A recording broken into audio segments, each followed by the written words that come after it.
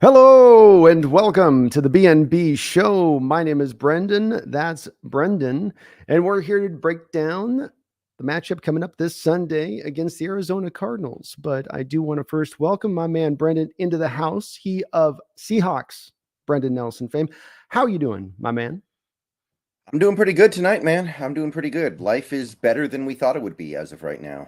I know. Is it been a little easier going through the week, the work weeks, knowing you got first? Just, I mean, maybe I'm just built this way, but feel a little bit better when you got a first place team. And maybe may not last, maybe so, but it does feel nice while you're going through it, doesn't it? Yeah, it does help. And as much as I was ready for the team to not be very good this year and I was okay with it and I understood it, it's better to not be in that spot. It's better to actually be good. So I got nothing but positive feelings about it. Agreed. It's one of the reasons I think we were so ardently non-supportive of the tanking crowd, being many of a Seahawks fan contingent saying, no, we should just lose as many games as possible. That's what's for the best. So no, this right here is what's for the best. This is right here, not just for this year, it's for what you get into the future because of the fact that you know you're this much more fast forwarded in the direction of getting through a rebuild to getting towards a back up onto that apex, getting up onto being an elite team once more. Well, Brendan, we're going to break down this Cardinal matchup from end to end, and there's some interesting parts to take a look at. But I think off the top, I wanted to give a tip of cap. You posted a video on your channel this morning. I believe might have been the afternoon, but in regards to our Hawks garnering themselves quite a few of the weekly slash monthly awards. Can you give a quick breakdown on all of what we pulled in? Just in what we've Well, won? you've got defensive player of the year. I'm sorry, defensive player of the week. We got for Nwosu once and Woolen once. Mm-hmm. Offensive player of the week went to Geno Smith, I think, in week 4. Mm-hmm. Will Dissly got special teams player of the week this most recent week because of the fumbles against the Giants. And bigger than that, we now have offensive rookie of the week. Offensive rookie of the month for Ken Walker, defensive rookie of the month for Tariq Woolen, and NFC offensive player of the week, a month in general for Geno Smith. So It's it quite a got a few little tangled in accolades. there, but Yeah. It's a lot of accolades in a short period of time is the bottom line on that one. And it's also Brendan indicative of the fact this has been a team effort, hasn't it?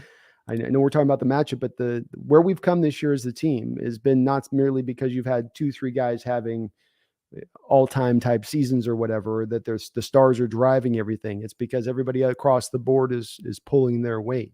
That'd be a fair description from your standpoint. yeah, definitely. And it's not just that everyone is stepping up, it's also like the people you would least expect. Like Will Dissly winning special teams player of the week. He's only Yeah. out there so much because Nick Bellore is injured. Yeah. Not only does he go out there and do fine, but he goes out there and has a player of the week type week. It that hit he had that caused the fumble, Brendan, which was so it wasn't even one of those hits that dislodges the ball in itself. It's almost that he hit the guy so hard the ball just kind of came out of the guy's hand because he didn't expect to get cracked like that. And then you go, oh yeah, Disley was a former defensive lineman. He is Hey, that's not a tight end running up the field there. That's a defensive lineman who's getting a free running shot at somebody, and that's got to make his eyes get real big. Those guys are wired a certain way, and they're always wired that way, even if they move to another side of the ball. And I'm sure Disley did there, but we got to definitely pat him on the back too, Brendan, of being, I think Geno put it as an unsung hero today in the press conference. Or yesterday, that was a great app description of him this year. He has been an unsung hero for him. I mean, tight ends have been down the line, of course, but to me, he's kind of stood at the stack ahead of even Fant in all respects, in pass catching, blocking, pass blocking, and now we're seeing in special teams on top of it. yeah. I mean, I don't doubt that Fant is more talented, and I don't doubt he's more dangerous. And we'll probably see that at some point this year. But overall, as a general contributor, yeah, Disley is the best tight end on this team. He plays the most too, by the way. Mm-hmm. Every game he actually plays a few more snaps than Fant. So while Fant might nominally be the starter, Disley actually plays more. I think it speaks to the fact that he's viewed, and I think you'd be viewed in league circles as probably a top 5, top 6 blocking tight end in the sport. And while Fant has definitely the athleticism and speed to get the field and stretch the field, he's done better actually, Fant, this year than I thought. And H-back tight ends, those guys, because they're a little lighter, Brendan, tend to be a little bit more have a little bit more difficulty in rooting down and setting blocks. So it's not a big surprise, but Disley still does it better nonetheless. And in pass protection too. It's wild watching the PFF scores come out every week for Disley. And if you do check him out, folks, look at those scores, because you go down the line with him. It's not merely he's dominating in one element of it. He's well above average down the line in everything he's being asked to do, including pass protection. We're getting some old Zach Miller vibes off of him this year a little bit in that pass pro stuff. It's part of what's kept him clean. When they go max protect, you can count on him to take up defensive end heads up and hold his own out there for at least enough time for Geno to get the ball out. Yeah. He's doing a lot of different stuff. And I didn't think he was going to get back to this form, because last year, I don't think he was that good of a blocker. In fact, I think PFF even said he was kind of like whatever as a blocker last year. So he's gotten better on that regard. He's gotten better with his pass, being involved in the passing game. So he's kind of become the player that we thought maybe we were getting when we drafted him 2 massive injuries ago. Yeah. And maybe with those 2 injuries, it does, as we saw a little bit with Sidney Jones in this respect of things, you do need more than just that 1 year of recovery time to get through. That there's a couple of years to really kind of return the bounce back to your step, if you're a young player able or even capable of doing so after you sustain those kind of injuries like he did. But he's been really great, and it was good to see him get acknowledged there in the special teams unit like that, like you said. And he's just filling in. He's not out there. He's not out there as a normal guy. It's that Ballor's out, so you have to you got to have who's your backup to that, and it happens to be Disley. Chase Stern with a $5 donation. Thank you, Chase. I do appreciate it. Well, Brendan appreciates it too. I know that. Says, didn't we just play them? Why are the games so close? It's weird. Yeah, and that's going to kind of go into, talking about this game, because with 1, maybe 2 significant exceptions, not a whole lot has changed between what we said last time we played this team, right? Because it's only been a few weeks. No, I think there's only a few real. There's a couple little spots, both pro and con, but it's very they're playing this close together is unusual in football. Usually they will split the stuff out a little bit more than this, but you're catching them in very much a similar state to how you caught them at home. I think the main difference is, as I was looking at this, Brendan, as it would seem to me, is you've got DeAndre Hopkins back, pro. Justin Pugh, though, went down really halfway into the game-ish against us. He's still out. That's one of their more important interior guys. Hudson's still out. That's their starting. Oh, I thought they were getting him back. Okay. Wow. I looked up today, it was showing me it was him still out. All right. That was what ESPN was reporting earlier today when I looked. But they've got some fluid guys in their situations too, to your point on that. So you've got James Conner, day-to-day, they're not sure with him. DJ Humphries, day-to-day, not sure with him. It seems like those guys probably, to me, likely play somehow, some way, because of the importance of this game. I think last week they were being a little bit conservative with those guys because it was the Vikings. And they're like, we're going on the Vikings, 10 a.m. We're not going to win this game. I think they kind of walked into it, knowing what was up. But those are the only real differences between when we played them. When I was looking, everything else remains the same. They did add the kid from Carolina who got chippy on the sideline a couple weeks ago. So I guess he is, and they're trying to work him in. I would imagine you watched a little bit of the Viking game. They're trying to work him the ball. And I guess let's thank you, Chase, for that $5 donation. Many of the keys we talked about in the last game will remain the keys in this game as well. I appreciate the $5. But we're not going to be changing anything up. I don't think it's saying we've got to do this different than what we did in the first one, or that different from what we did in the first one. It's going to be much of, here was the recipe for success. Now just go bake the same cake as you did before. Yeah, I think they get James Conner back this week. Maybe that would be the only. That's other the day-to-day. James Conner is one of the. James and DJ are your day-to-days that I understand. I think he practiced today, so I would expect to see him, but maybe it doesn't really matter after what we just did to Saquon. I don't know. Yeah, and he is a vastly far below spot below Saquon on the running back meter to me. I know he runs hard and he's hard to bring down, challenges you as far as a tackler. He's got reasonably good hands, but he to me is not a very dynamic running back, and he doesn't put a whole lot of fear into me as far as for our defense goes. I think this is one that you can take advantage of in this matchup, even if he's on the field. And I can't imagine they're going to have him go out there and try to run 20 carries if he's still just kind of running day to day as far as the injury, and they're being so careful with him. And so I guess this is a good spot to open up. Let me do we got one more donation, but let's start opening up on this matchup here. Garth with a $5 donation. Thank you, Garth. Says all these POWs mean nothing without a Super Bowl. POWs? What's POW? Player of week. Player of the week without a Super Bowl. If you like to celebrate 1 week, Glamour Boys, I wonder why. Still enjoy the Glamour Boys.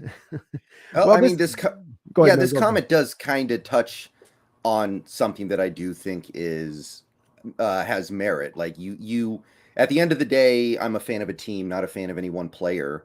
Now, if a player's earning player of the week or player of the month, he's probably doing his job very well. But yeah, obviously I root for this team and not for a player. And I see this sometimes. You get trapped in stuff. I remember a few years ago, I had people on my comment section in my stream making a big deal about, the MVP race because Wilson would always be involved in it and they wanted him to win it. And I'm like, well, I actually really don't care. Mm-hmm. And I always kind of felt like, I don't know if that MVP is going to help you feel better if we have another second round exit. So I get it.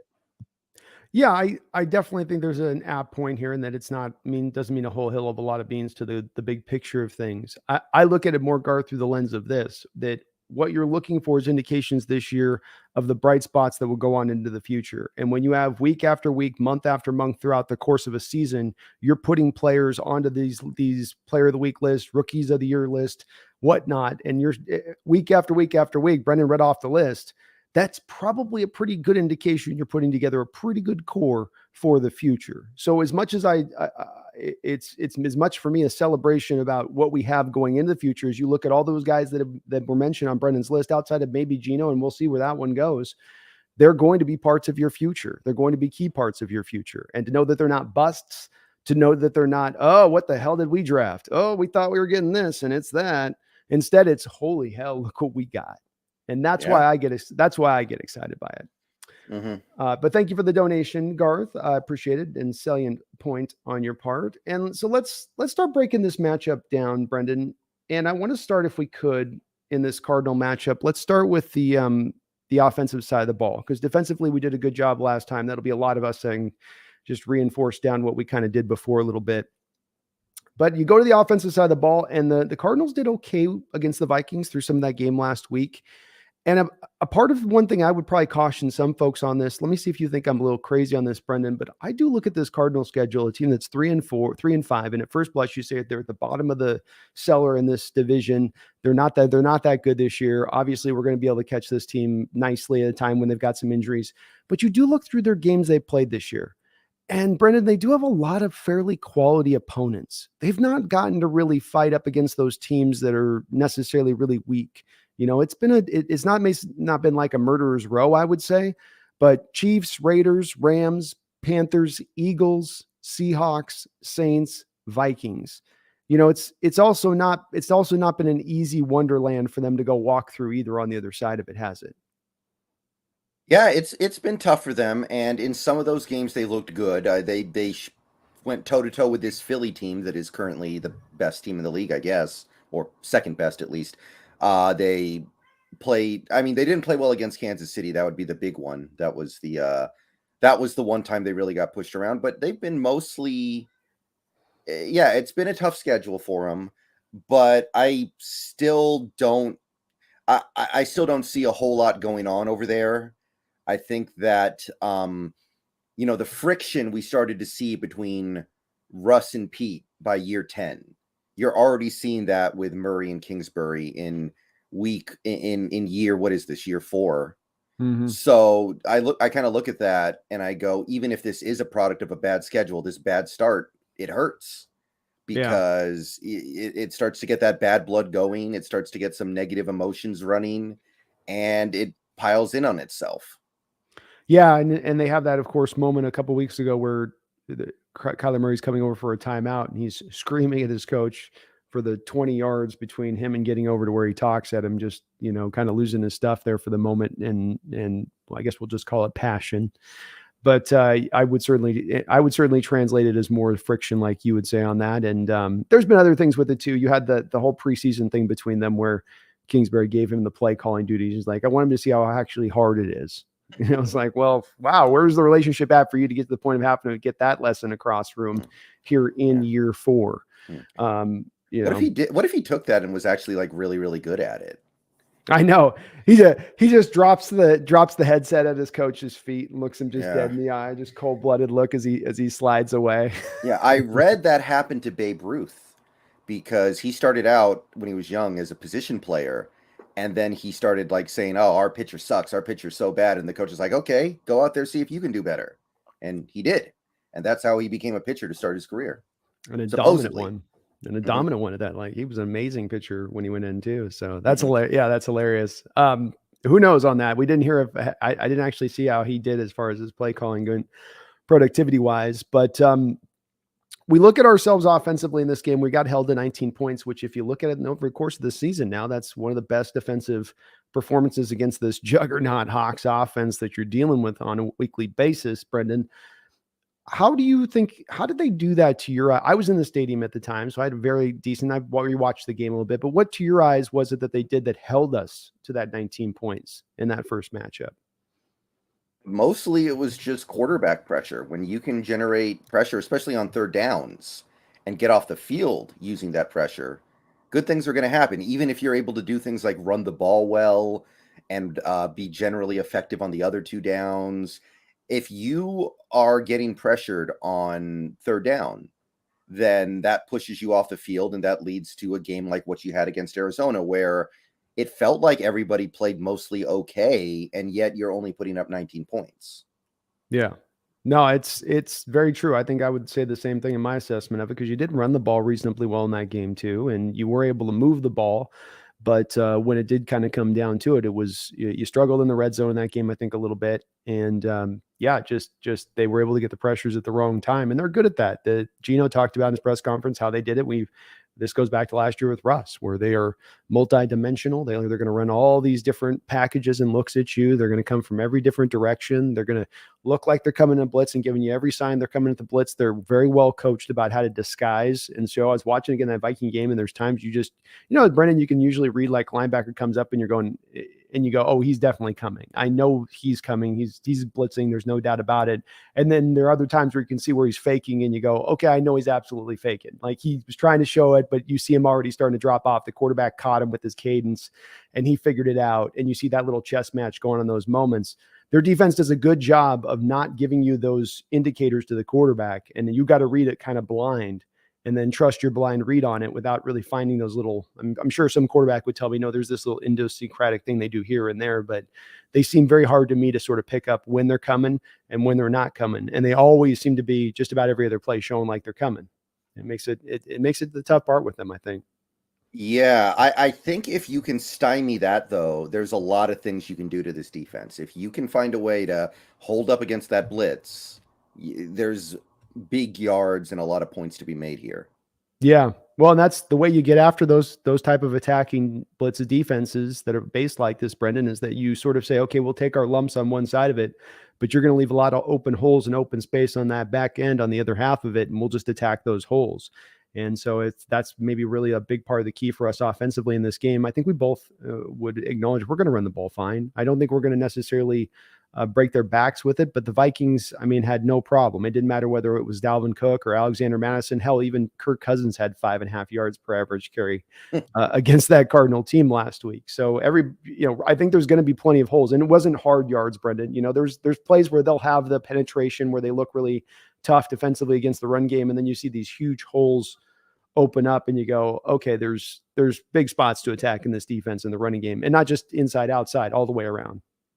Yeah, my question would be who's going to be doing the blocking in there because I think Blythe is going to play, so that's good. But have you heard about this guard rotation we apparently have? Yeah, sounds to me like we've got the old arthritic, dodgy knee thing going on with Gabe Jackson, and so it becomes a load management deal. Like this is the old thing we talked about with Todd Gurley back in the day. Remember we were having discussions about bringing Todd Gurley in, and I would speak about this where he's got the bone on bone, blah blah blah blah blah. It's not as much he can't go out there and run the rock. It comes down to the training. It comes down to the load maintenance. It's all because like there's only so much you can do. And you can only train so hard on those knees before just the pain tolerance is too much, or you got to go, I can't go anymore. I can't train that hard on this thing. It can only handle so much before it starts to flare up.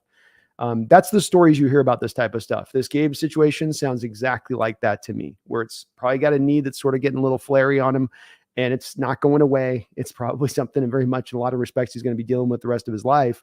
So they're rotating him in to manage that load, because it's obviously at this point they're thinking, and it's understandable. Brandon's 34 years old. There's not a lot of 34-year-old starting offensive linemen in this league, and if there's a guy that you would load balance for, that would be it. I'll say this, Brendon. I think he had last week. We may get a little bit of the Al Woods effect, because Al Woods plays really well at 30% of the snaps. And a lot of people might go, why do we want to throw him out there more? And I think the coaching staff's found that sweet spot with him, of where it's just enough snaps to where he can be as effective as he is. Look at Gabe Jackson's PFF score last week. Measure it up against every single week of this season. And he had his, I think, best score, if not one of his best scores. And so that happened on the back of having that load balance implemented in there. And if I can get a 74 PFF Gabe Jackson on 39% of the snaps in an NFL game, and then ride with Haynes on the rest, I know it's not ideal, but as for the best benefit of this season, wouldn't you say it's probably the best thing to implement as far as getting the most out of this offense? It's not that different than what we did with Mike Upati that last year, where every game he would hit the blue tent, and you were like, okay, we've got him for 20 snaps, and then we've got who was that guy? Jordan Simmons. Right. So it's kind of the same thing. I'll say this. I have basically never heard of an offensive line rotation before. That is not a position you ever see rotation at. It's interesting. I guess it's working fairly well. I wonder if it'll work well the whole rest of the season, just because offensive line play is all about camaraderie and communication and being on the same wavelength. But given the situation we find ourselves in, where, by the way, Phil Haynes has his own injury problems at times, it's probably the best we can do. Yeah, we got a low balance both, Brendon. You get 59% from one, you're going to get 41 off the other. Just that's the way we got to roll with it. And yeah, they've done it. They've done this actually quite a bit in the past. I will say this with them, and I'm with you in that this would not be my approach to offensive line play, but I'll acknowledge that they've been familiar with it in the past. Remember, they did this also with DJ Fluker, I think, at the end, where there's a lot of flipping and flopping him out. I think it was with Jordan Simmons, a couple other guys at that time too, where they were trying to get a feel on that one. So they've done it before. And again, it's not ideal. We need to address this position one way or another into the future on this. But for now, this year, I think it'll be fine for us. Luckily, we do have the three guys. Luckily with Haynes, as far as continuity goes, the cohesion part you talk about, you have a guy who's been here for a couple of years now. So he's played with these guys, and at least him coming off the bench isn't a first year guy trying to now, he'll have a reasonable ability to kind of hit the same rhythmic step that you were in with Gabe in the game, theoretically speaking. Yeah, I think that's all fair. I still like Phil Haynes a lot, or at least I'm interested to see what he does. But for now, we're trying to get something out of Gabe, and he has something good left to give, clearly, just in limited snaps. So I guess it'll have to do for this year, is basically the way I'm going to say it. And I think in this offseason, you will see us overhaul the interior offensive line. So whatever we do now to keep the ship afloat can't be that bad. I think it's very likely right guard turns into one of those positions you do look to attack in free agency. It's one that there tends to be a lot of right guards every free agency available for one reason or another. That's probably one that they do address next season in that way. That being, I think the other positions they'll look at in the draft, like center, I think they'll try to draft. If they look to left guard, they try to draft. But I think right guard's the one where if you're looking for an early prediction from me, I bet your right guard could easily be it. Garth Knight with another $5 dono. Thank you, Garth. It says Jamal Adams is a glamour boy personified, and I hope Russ isn't, but at least he'd give the glory to our creator. That's true. I think Jamal's a kind of a God guy too with that. I think he'd give glory up there too. But yeah, I would think so. That sounds about right. I buy it. It's kind of most the modern of these players are. Yeah. I mean, most of these players kind of, I mean, just it's the, and I rail against it too, Garth. We are in that Instagram age of look at me. And it's just kind of this is the culture a little bit as much as anything, and I can be the old guy yelling at clouds with it, but what are you going to do? I share the frustration with it. I do. It's sometimes like, Jesus, come on. But that's where we are, man. Can't change it. Right. Megan Gok Roger with the $10 dono. And thank you again for your double dono up there, Garth. I appreciate you. And thank you, Megan. Good to see you back in Australia, my lady Danenda. Says, greeting, boys. Back home, it's a nasty lung infection and jet lag. Ooh, double dose. Please let us get a victory for this game so I can have bragging rights over my brother yet again.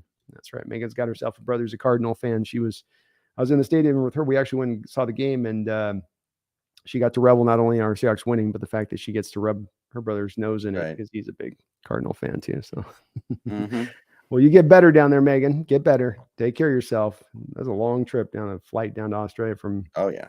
Whew, I don't know if I could do it. Kevin Loneyes with a $5 dono. Thank you, Kevin. Says, okay, the longer we wait, the more it will be. Re-sign Geno.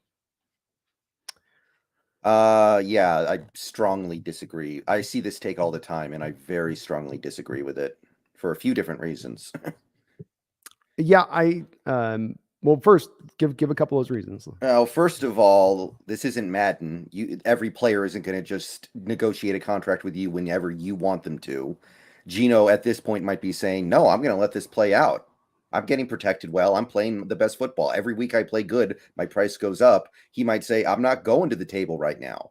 I see this conversation with players all the time. I remember after we traded for Jamal, people were like, oh, we should re-sign him right now when he had 2 years left on his deal. And I said, why would he agree to that? He's going to let Justin Simmons get signed first so he can get more money than what Justin Simmons gets. He's going to play out that year, and eventually he broke the sack record for a defensive back so he can negotiate for more money. Yeah. So Geno's, I mean, if we try to negotiate a contract with him now, he's going to know what's up. He's going to be like, oh, you're trying to get me for 25, but if I play this out, I could get 40. Like, I'm not falling for that. Yeah. And beyond that, even if you did do it, he could just hold out. You could give him a contract that pays him like, what, 25, and then he has let's say he finishes with MVP votes, and he should get 45. He's not going to just sit there and be like, oh, shucks. No, he's going to be like, yeah, I'm holding out until I get what I feel like I actually earned. That's an option for him. So I don't see it this way. Kevin, I don't have a lot to add upon what Brendon just said, because I think he put it pretty succinctly on this. I think you look at the season now ahead, we're almost halfway through the year. If Geno can make it halfway through the season, he potentially could be staring down that $40 million as a possible deal on the open market. And, that's something for his agent to be able to inform him of. But I would look at that as, does he look at I'm not going to be able to get healthy through the next 9 games to get to that contract? No, I'll get there healthy. I feel fine. He's not taking a lot of beating this year. He's been clean a lot of games. He's got a good offensive line as far as in pass protection goes at the very least. So I just don't think you'd get him to be driven to do much of a discount. And it's a good idea, Kevin. I'd love to see it. Don't get me wrong. I appreciate the donation, but I just think he's not really at this point thinking I'm going to come to the table. And if he is, he's going to want, I think, pretty close to the same price that he's going to want in free agency. And we'll see what that cost is driven to, but I don't think he's giving you a whole hell of a lot of a discount on this end of it. I'm sure there's some discussion, Kevin. We've got a very active front office, as you heard about Carol talk about the press conference here yesterday about we were in on a lot of these trade deadline deals. We didn't pull any triggers. I'm sure that they're talking to Geno's agent, but if his agent's smart, if I was his agent, Brendon, if you were his agent, wouldn't you say, let's go to the open market. This quarterback class ain't looking as strong. Let's let this, or if they want to, unless they want to throw us the bag. Yeah. That's what I'm saying. There's no money to be saved here. Like whatever you give him, if he came to the table now, I would assume he would ask for 45 million. And even if you got him for a lot less, he would just hold out when this whole thing is over. So what's the point? Yeah. It's lose for you. If you sign him and then he falls off a cliff, he still gets paid. If you sign him and he plays great, he's just gonna hold out. So I don't see the upside here, really. I mean, I guess he'd hold out to a degree, I guess, but not really as well. Because if it's about you signing him to a 4-year deal and you get the theoretical discount at $25 million per year, and we're a year out from now, and he balls out and gets the MVP votes like you're talking about, and he's got 3 years left on his deal, with the new CBA and the inability to hold out, I would think at that point, where's his leverage there to force anything from Seattle's standpoint, as they can say, we just gave you bonus money. You're in the very first year of a new contract we just gave you. What's the precedent for anybody getting a new deal beyond that time period? I mean, it doesn't happen often, but it does happen. We do see players demand, new contracts after having several years left on the contract. Like Cam Chancellor did it, right? He had 3 years left on his deal and he held out. Yeah, no, but I mean, he was a couple years into the deal when that happened and occurred. So like he did get in, but I mean, like that's to me, Geno could get to that point. Like I think the final, maybe even 2 years out of his deal, he could, but to go 3 years out after the very first year of the deal, I can't think of any track record of guys doing that with a contract. And that would probably be what the deal would be a 4-year deal. I don't know what the numbers would be at, but that's where you would probably put it. Terrell Owens did it too once. He signed the 7-year deal, and then after less than a year, he's like, "I want a new contract." There is. I know that's TO, but I mean, it is an outlier there. I don't know if Geno's got the TO spirit like TO had that spirit going for him. I don't know if Geno's going to be out in front of his sidewalk doing sit-ups, talking to reporters with his shirt off. But points well established. It still is a possibility if it could happen. You have a disgruntled player, even if he doesn't hold out, Brendan. If he's unhappy with what amount he's getting paid at that point, you're stuck in a wall. You're stuck up against the wall because you can't give him more money at that point. You got to go, look, we already have put our budget together. We gave you the bonus money. We're not going to, convert, or maybe they would. I don't know. But either way, I'm prolonging this point. The bottom line is how Brendan kind of said this at the top, Kevin, which is that it's not in Geno's best interest right now to do a deal unless Seattle's really going to pay the bank for him. That's the only way I think it would happen. Right. Thank you for the dono. Fat Daddy Stacks is in the house and he comes in with a big fat $20 bill. Thank you, Fat Daddy Stacks. I really do appreciate it. Says if Seattle had the same record as the Eagles, the narrative would be a light schedule. The media is always negative towards us. Even you influencers are as well, because the low road is the safe road. Ooh, Fat Daddy bringing some heat here into the chat tonight. Yeah. Seattle has the same record. The narrative would be like the media is always negative towards even are as well. I mean, the Eagles narrative is a weak schedule too, by the way, for whatever that's worth. Like everyone's talking about how, the only good team they play all year is the Cowboys. Yeah. So I think that's there with them too. Well, if we were 8-0, we would have beaten the Niners. We would have beaten the Chargers. They're a winning team right now. We beat the Chargers anyway. Mm-hmm. Would that be the narrative? I mean, I'm probably. I don't know if it would be my narrative, but it would be a narrative for sure. Yeah, I mean, I guess you could. You've got a Saints team on there, a Detroit team on there. Cardinals team is in last place right now on there. I mean, it certainly is a feasible part to say that would be definitely a narrative out there. I've not said it as of yet. So I don't tend to go too much on the week schedule outside of it being a small factor, even if I ever do reference it. Not that I wouldn't reference it in regards to any team anywhere, but I just don't. It's tough to do that because you catch teams at different times of the season, right? You can have a team that's like playing like fire and they got the full health of their team at the start of the year, and the end of the year they're down everybody and they've, or vice versa in the way their season flips out. So it matters. It's not that it's not important who you play and where you played, but it sometimes can be a little bit of not a thing to just use the end all be all. I think you do bring up a point that I'd like to speak on a little bit with this. The media is always negative towards us. Even you influencers are as well. I present, and I believe that Brendan does on his channel as well in the videos that I watch. It must be 90% optimism and positivity towards the team and things that concentrate on the things going right.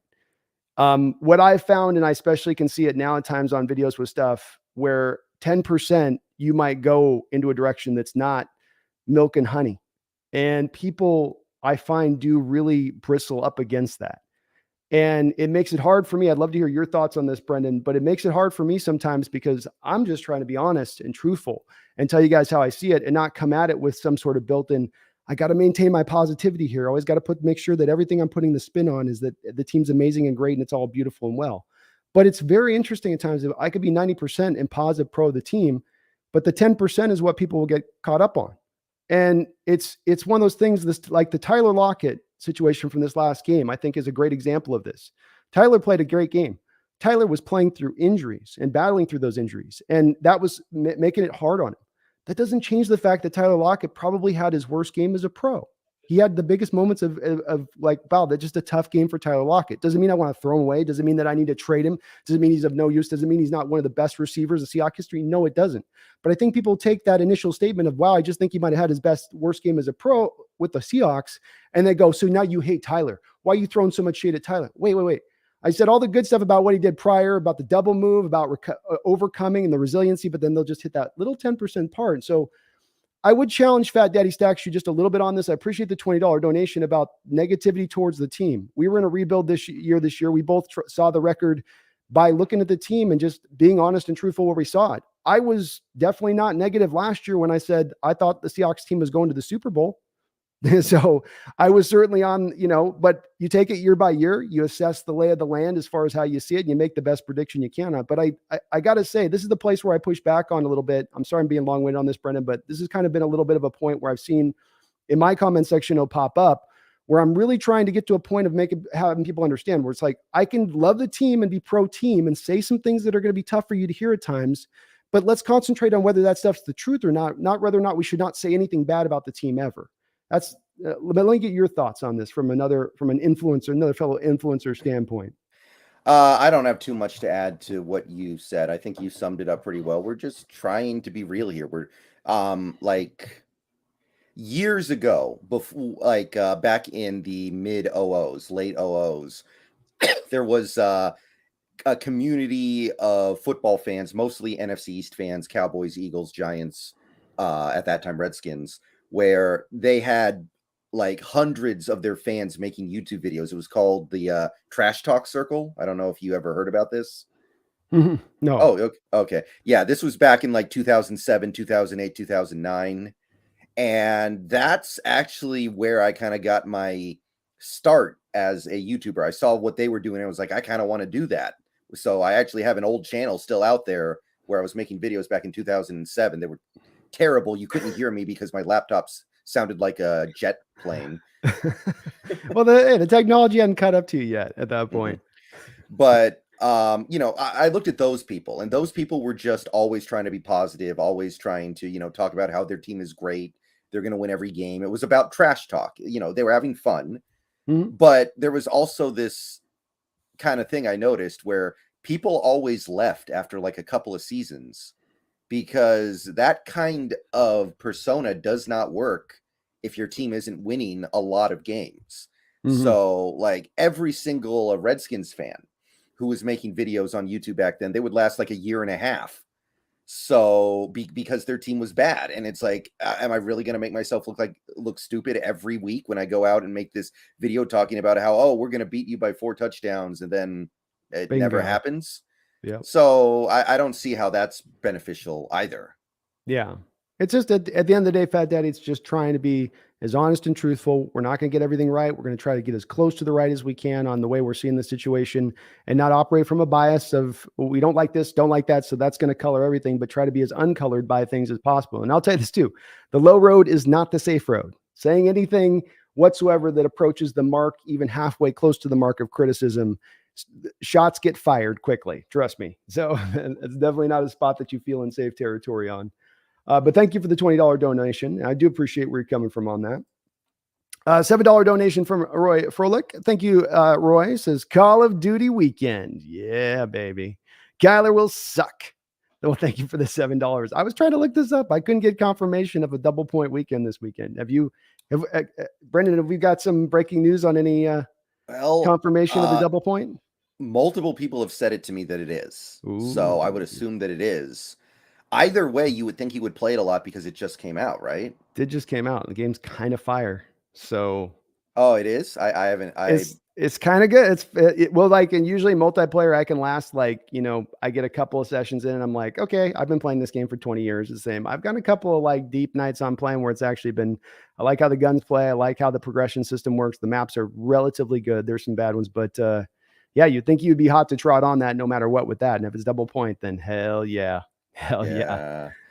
So, well, we're going to find out where Kyler's loyalties really lie, right? Because this game is for the Cardinals season. They lose, they can basically shut it down.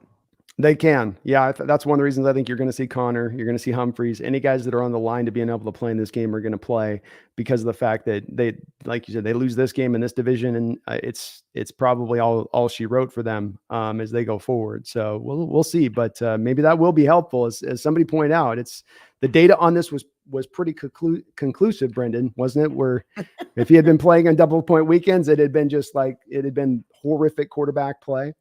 Or much worse, noticeably worse.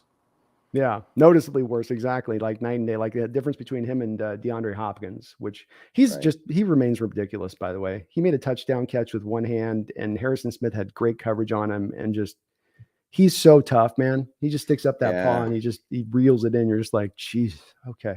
Yeah, we need to give him another drug test right before the game. We're going to get to the matchup there's going to be a matchup we got to talk about DeAndre in a second here when we get to the defensive side of the ball. But thank you, Roy, for the $7 donation. And then let's hope a Call of Duty is catching Kyler like it's catching me. Fat Daddy with the $2 donation says also a negative mindset on Geno. Huh? I mean, yeah, I don't know. Maybe did he leave this? Maybe he left this super chat in the wrong stream or something. I don't know. Yeah, I'm not sure what to say about that one. Fat Daddy, thank you for the $2 donation, but we've both been very positive on Geno. I don't know the last time I don't know. Maybe since the season started, at least, since he played well and gave us reason to be. I posted a video back in early August, saying that, buyer doubters beware in regards to Geno. So I've been a big Geno proponent, huge proponent. Again, I don't know, man. I don't know. Thank you for the $2 donation. Guard Knight $2 says, Brandon, we need the Geno. Oh shucks, Geno. Thank you for the yeah, this is the thing I said about how if he signed a low contract and then killed it and could get way more, and I basically said if that happened, he would probably just hold out. And I said he wasn't going to just say, "Oh shucks, I got way less money than I could have." Oh well, no, he'd do something about it, I think. Yeah. So all I was just saying was that I remember a month ago we were talking about Geno, and you said you didn't want to go over 15 million, which now seems very silly. But either way, if you got him on that $15 million a year contract now, and he got to the end of the year and he was clearly worth 45, 50. He wouldn't just stand for that. He would be like, no, I'm going to get all the money I can now while my body's holding up. And you can't blame him. He's heading into his mid-30s. He's never gotten the bag before in his whole career. If anybody deserves a chance to get as much money as they can on this next deal, it is Geno. So I understand it. Thank you for the $2 donation, though, Garth. I appreciate it, man. No, Kirk Stemmer with the $2 dono. Thank you, Kirk. It says non-exclusive franchise tag for Geno. What do you think about that, Brendan? Did they get rid of the poison pills? Can you not do poison pills anymore? I do think that there was something done at some point to get those removed. Yeah, so because it was really silly. Yeah. I don't know how many people in the chat remember the Steve Hutchinson thing, but it was really goofy. It was literally like the Vikings found a glitch in Madden that they were exploiting that no one else had ever seen before. It was bizarre. ABABYX. That's all they kept pushing. Yeah. That was one of the dirty deals in NFL history. Right. That was something else. But so putting that tag on him means we could match any offer. That is interesting. Would any team try to take advantage of that? Where, like, what if the Niners made him a ridiculous offer where they're like, well, if we get him, he's good enough for us to win the Super Bowl with. But if we don't get him, then the Seahawks had to pay way more to keep him. Would anything like that happen? At first blush, I was like, no, there's no way this makes a lot of sense to do. But in retrospect of it, it doesn't cost you anything to do it. You've got nobody else you're going to put the tag on. And you can then firmly establish truly what the value is for Geno on the market. And if the Niners were wanting to go out at that point and blow up the dollar amount that you're willing to spend on him, let him make the deal at that point. Just don't match the offer. You have a number you're willing to go to. You've got this contractual rider that can keep you to him if you decide to match it. So at that point, if some team wants to go crazy and they go super crazy, then you don't have to jump off that bridge with them. But at the same point in time, if he goes out and finds out the real value on him on a market standpoint is 25 to 30 million, that's where people are going to put him. Then we can maybe get this deal done a little easier than just trying to, especially if there's some bumping up between them as what really the value is at that point. Yeah, I guess I would be willing to do it if the franchise tag's a little too much for you. Then yeah, I'll tell you I this guess there's no harm. franchise tag. I'll tell you though, that 36, when we were talking about as far as where the price has gone with him at this point, I don't think Seattle would do it. They've been very opposed to using the franchise tag in the past with Schneider and Carroll, but 36 1 year. No, I don't know. It would eat everything up this year. I know it would make it hard at that point. I would assume you tag him, and if you keep and then extend him, if you can't trade him or something, the tag would be to like basically put a hold on him. Yeah, that makes sense. But Kirk, I'm with it. I'm okay with it. There's no downside to doing it. You can always say no, and again, it lets you at least establish what truly is the right value for him on the open market, as long as there's no poison pills out there. Tuck with a $5 dono. Thoughts on Patrick P saying bad letters from fans were ending up in his locker in Arizona? Not talking to GM at all in years. Seems like a bad culture. Well, thank you for the $5 donation, Tuck. And yeah, I saw the soundbite with Patrick talking to the reporter after the game about Keim not returning his call, or he needs to return his call or something in regards to that. Had you heard anything about this? I did hear a little bit about the Patrick Peterson stuff. I did not know about the bad letters from fans ending up in his locker. I did know about the GM thing. I do remember in 2006, I think, when Anquan Boldin was there. Mm-hmm. I think it was Anquan Boldin. He said, and this could be kind of unrelated, but I'm not convinced that it is. He one time had like $13.50 taken out of his paycheck because he used the facility to have a package delivered or something, and they actually charged him the cost of shipping. And he was like, "Are you guys kidding me? This like you're paying me millions of dollars. I'm making millions of dollars for the team. Like, really?" So maybe there is some stuff going on over there. Well, and I'll tell you, if that's what they were doing and they're putting letters in his locker room, that's your issues when he was at his best, Patrick Peterson. Your problems weren't Patrick Peterson. Your problems were a lot of other parts on that defense and offense at that time. Be the weird player to go after in that locker room and be like going after almost like Calais Campbell when he was in his prime. Like, really? Like, how about you draft better, Keim? How about you actually get a first round pick with some actual impact in the building here? Can you do that on the defensive side of the ball with me? Maybe give me some help over here. So I've not had a high measure of Keim recently. I thought the signing of Kyler Murray was definitely one that they felt forced into, and it's never a good look for a GM if you're being forced into doing something as opposed to this was the plan, this was the process. We had this all foresighted out, to begin with. But that's good for us. Great. We need dysfunction in some of these NFC West organizations, Brendon. We have too much function going on right now in this division. You know what I mean? Too many teams that are so often making the right moves or making the aggressive moves. It kind of gets annoying. We need a couple of sometimes some of the weaker opponents like some of these other divisions get. I'm looking at you, Green Bay. Yeah, New England feasted for 20 years on incompetent opponents. Seriously. I mean, it helps. I call it the feast factor, Brendon. That's my long theory on that. You need the feast factor to get yourself to Super Bowl sometimes. Swedish Fish 33. Thank you for the $10 donation. Says, if you were the Hawks general manager, what position would you draft in the first round? What are the biggest holes you see in this team going into next year? Love both of you guys. Brandon, so close to 10,000 subscribers. Go Hawks. Well, thank you, Swedish Fish. Very kind of you for the donation and very kind as well for the love. Love right back at you from both me and Brendan on that. I will speak for Brendan on that one. So he's throwing love right back at you on that. So thank you so much on that. Yep. Getting closer. We're inching closer to it. So it's a good feeling. I can already see with Brendan, he's got a little bit of an extra glow after he passed 10K. If you look above his head, you can actually see a little halo beginning to build.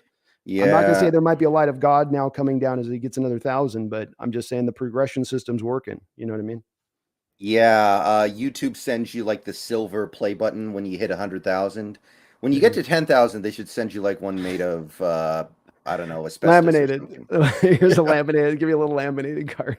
Yeah, right. Oh goodness. So in regards to your question, Brendan, go ahead. You lead this one off. You're in the first round. I know you're a BPA guy like me, best player available. So Swedish Fish, just to start before we break this down, both me and him tend to line in we like to go for who's the best on the board at that point, not get driven towards position. But Brendan, how would you approach this? With the way things are breaking, I'm really confident that the player that makes sense to get there is going to be like defensive front seven, either an edge rusher, defensive lineman, and possibly, although relatively unlikely, a linebacker. When you look at the way this draft is starting to shake out here, unless you're willing to like draft a receiver, which I'm not, just because we use 2 tight ends and 3 tight ends more than anyone else. I'm not interested in dumping that many resources into a receiver when I already have 2 super high paid ones. Well, I don't think we would use them enough, but I expect it to be either edge or defensive line. And there are some really good guys that make a lot of sense that are going to be in that area of the draft. And I'll switch. I'm pretty close to him. I think middle linebacker to me, 3-4 defensive end. I think he has 0 tech because I don't think necessarily Brian Monet's taken the steps forward that they're hoping he would. And let's face it, Al Woods is definitely not getting any younger.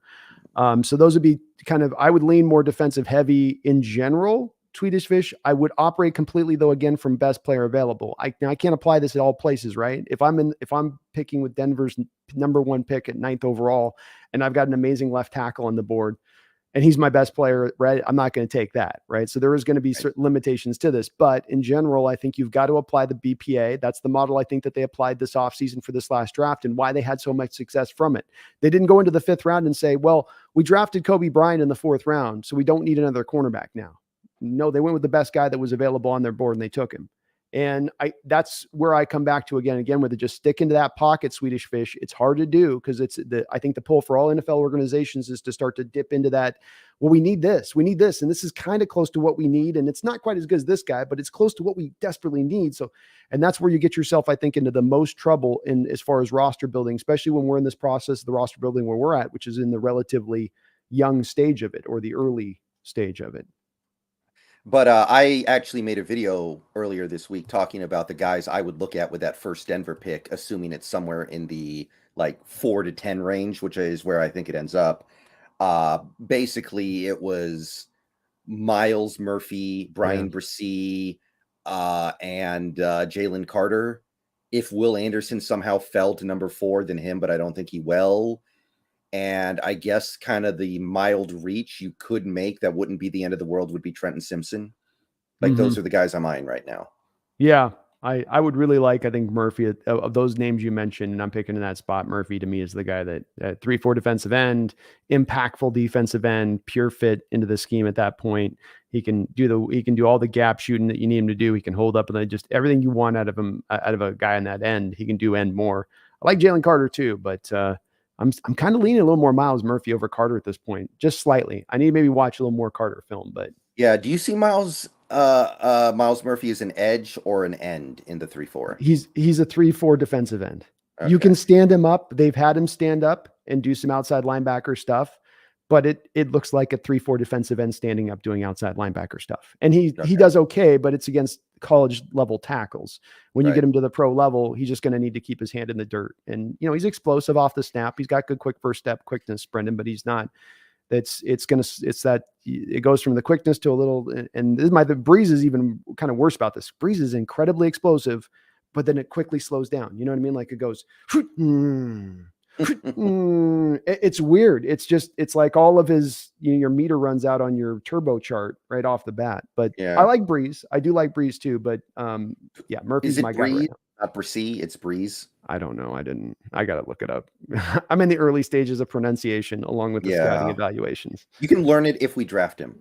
That's it. I don't have to learn it until he's actually on the team. So I'll probably get it by Brennan, by mid-March. I'll get it right by that point. Right. Thank you, Swedish Fish, though. Appreciate you. Fatty Daddy Stacks with another $10 donation. Thank you for all the donations, Fat Daddy. I really do appreciate it. It says a negative mindset is the easy approach to life because if wrong, then the happiness of the outcome becomes overlooked, and who is wrong is forgotten. Not Uh, here, not with what we do. Not at yeah, all. I get where you're coming from, Fat Daddy, and I don't want to ascribe to a negative mindset at all. In fact, I would be the opposite. I probably lean to try to be more optimistic than not. But trust me, when me and Brendan get anything wrong in this game, when there's anything, I mean, hell, I just had a comment. I was just responding to some comments. Popped up in my deal about why the defense was failing that I posted a month and a half ago video, which is about certain things that the defense was doing wrong, which they've fixed, and a lot of the things they've turned around and not done anymore. That they don't do anymore. And it's the fixes that I recommended and are applied in the video. But I've got people like, well, this video didn't age. Like, well, wait, the things they're doing is exactly what I said that they should go do. How is it this video didn't age? So we get called on this stuff all the time, man. We do. And again, I would push back. It's like, we're both, I watch Brendon videos. He's optimistic. He's pro Hawk. I think what happens though, is that the little bit of negative that hears is what gets concentrated and kind of glommed upon. And it becomes kind of built up more than it should be, because it's just a slice versus this whole measure of the rest of the pie where we're being super positive and pro team and everything, else that goes with that. It's just that it's got to come with the honesty of it. And that unless your team's going, 12-4 and dominating the action across the board, there's going to be some things that aren't positive that got to be pointed out to. I think there's the flip side to that too, Fat Daddy Stacks. There's the other polar opposite to that mindset as well, right? Which is the promise, right? The secret, right? That's the stay positive at every turn, never adopt any negative mindset whatsoever. And this is also something that permeates our culture from some folks too on the other side of it. I don't think either edges of those is the right side. Being only negative or only positive, I don't think is the right way myself, but I could be wrong. I'm not a mindist, a mentalist, or whatever so maybe there's a better approach, but that's just my kind of view on it. Yeah, I agree with what you're saying. I don't have too much else to add to it. Appreciate where you're coming from, Fat Daddy. And definitely, I think with both our channels, I think if you looked at the video, just go down each of our videos and you looked at the last 10 videos we made, I don't think you're going to find probably a negative video in those 10 videos, or you might find one for the 10 of the 10 at the most. So it's like, well, 99% of the time we're being positive. I think we're doing exactly what you're ascribing we should be at that point. Marcus Snail, the Snail with the $2 donation. Snail is our resident Coug in the building. What's up, Snail? It says Marcus Trufant is a legend. You remember we talked about this a couple weeks ago. I do. The legend talk. The legend talk. Yeah, Indeed, I do recall that. He is a Pacific Northwest sports legend, Snail. Indeed, he is. He's a legend in his own mind. Fat Daddy Stack's not talking about you, Brandon. My bad. My dad. Well, you said influencers. So if I took that wrong, thank you for another donation, man. I'm sorry. I was trying to look in the comments to see if you responded too, but yeah, I wasn't taking anything you said personally. I think you're coming with the right attitude as well. Of look, what's driven the Coach Carroll's culture here, Fat Daddy? What's been probably the head of the culture beyond schematics or what they look for in players is the positiveness, is leaning into getting the most out of players, is the leaning into not dwelling on the negative and accentuating the positive. And that's been part of this culture since day one, that's how they've pushed this forward. That's been a big part of the success of this team. And I do think that, your points on this are 100% valid in the respect of you're not going to get a team that's going to go anywhere operating from a negative, fearful mindset. Like we see some coaches they get their, those old school coaches, especially Brendan, right? That's why they're being pittered out of the league. Is that mindset doesn't work anymore. It's not productive. It doesn't last long-term. That's why Harbaugh still kind of doesn't have a job. And he's starting to kind of try to lighten himself up in college to try to push that image out of play, isn't he? You can see him kind of trying to look a little bit more fuzzy and, Yeah. Even Tom Coughlin had to soften up to win those Super Bowls a little bit. He did. It's absolutely valid in that point of it. So sorry if I misunderstood. I thought you were meaning necessarily in our spot. And it's just I've had a couple of recent things where I've not understood. I'm trying to understand the mindset at times when I get sometimes some comments coming through where it's like, geez, really? That's what you took from the video? So you hate Lockett is what you're saying. Oh, really? Okay. Guard Knight with a $5 dono. And thank you, Fat Daddy, for all your donations as well, man. Thank you for all yours too, Garth. He says, I think Pete is Schneider's kryptonite. Schneider is a loyal dude and wanted the respect from the chain of command. Well, when Pete got here, it was part of the agreement that he would be basically the GM or at least partial GM. So there was no getting around the fact that he was going to have that personnel control or at least some of it. But yeah, we on my channel, people, including myself, have long wondered, what does Schneider actually do with this team? Does he have a lot of GM control, or is he just doing paperwork for Pete? And a lot of people suspect he has more power now, but we'll never know. Yeah, we have to make guesses here. Garth, definitely, in the respect of me and Brendan both believe that he has brought over more power. We both believe this is also why you finally got to not only why they pulled the trigger on the Wilson deal, but also why they had such a good draft, is that they changed so much of their approach. That's why it was such a wildly different draft to the ones we've seen recently, in my opinion. I don't want to speak for you on that, Brendan, but is where I stand with that. I don't think he's his kryptonite. I think when Carroll came in, he probably needed to be a bit more of that firmer hand in the room as far as from a general manager standpoint. In that John was a young GM. I believe he's a first-time GM at that point in time. But he's a guy who's been through the flames and the fire, and he's gone through the other side of it, and he's been through the ups and the downs, and he's now seasoned enough that he's strong enough to kind of hold his own, and Pete can take the backseat to that and now just become the coach. Why I think if Jody Allen did take that approach this offseason and apply that to the situation, I think we've got to give that credit as well as for why this is working, is from the top level down point, is that's maybe one of the top level down choices that was made that helped the river start to flow again. No more beaver dams here. Everything's just going down now, and although everything's gathering through. Yeah, I feel like the Charles Cross pick alone is compelling evidence that Schneider has more say now. You take a guy who played in the air raid when you've spent your whole career prioritizing run blocking. Like to me, I look at that and I go, yeah, someone else has their hand in the pie. Lucas too with that, right? Yeah. Because Lucas plays in that air raid the same way, then goes to the run and shoot from the air raid, which isn't any more of a real run-based style, Pete Carroll-esque kind of offense. So yeah, there's been a couple of little tiny signs around that this has been the case. And we're going to get to maybe see John Schneider running unfettered for the next couple of years. And if he can do what he's done so far, from the Wilson trade to where we are set up from a cap standpoint, to how we're picking, to how many draft picks we have, then I'm gonna feel, as I've said long, just more and firmer hands as we go along here with these guys guiding us down, in that respect of things. Right. David Pugh with a $10 donation. Thank you, David. And thank you, everybody, for all the donations. You guys are very kind. And girls, I know Megan's in there too.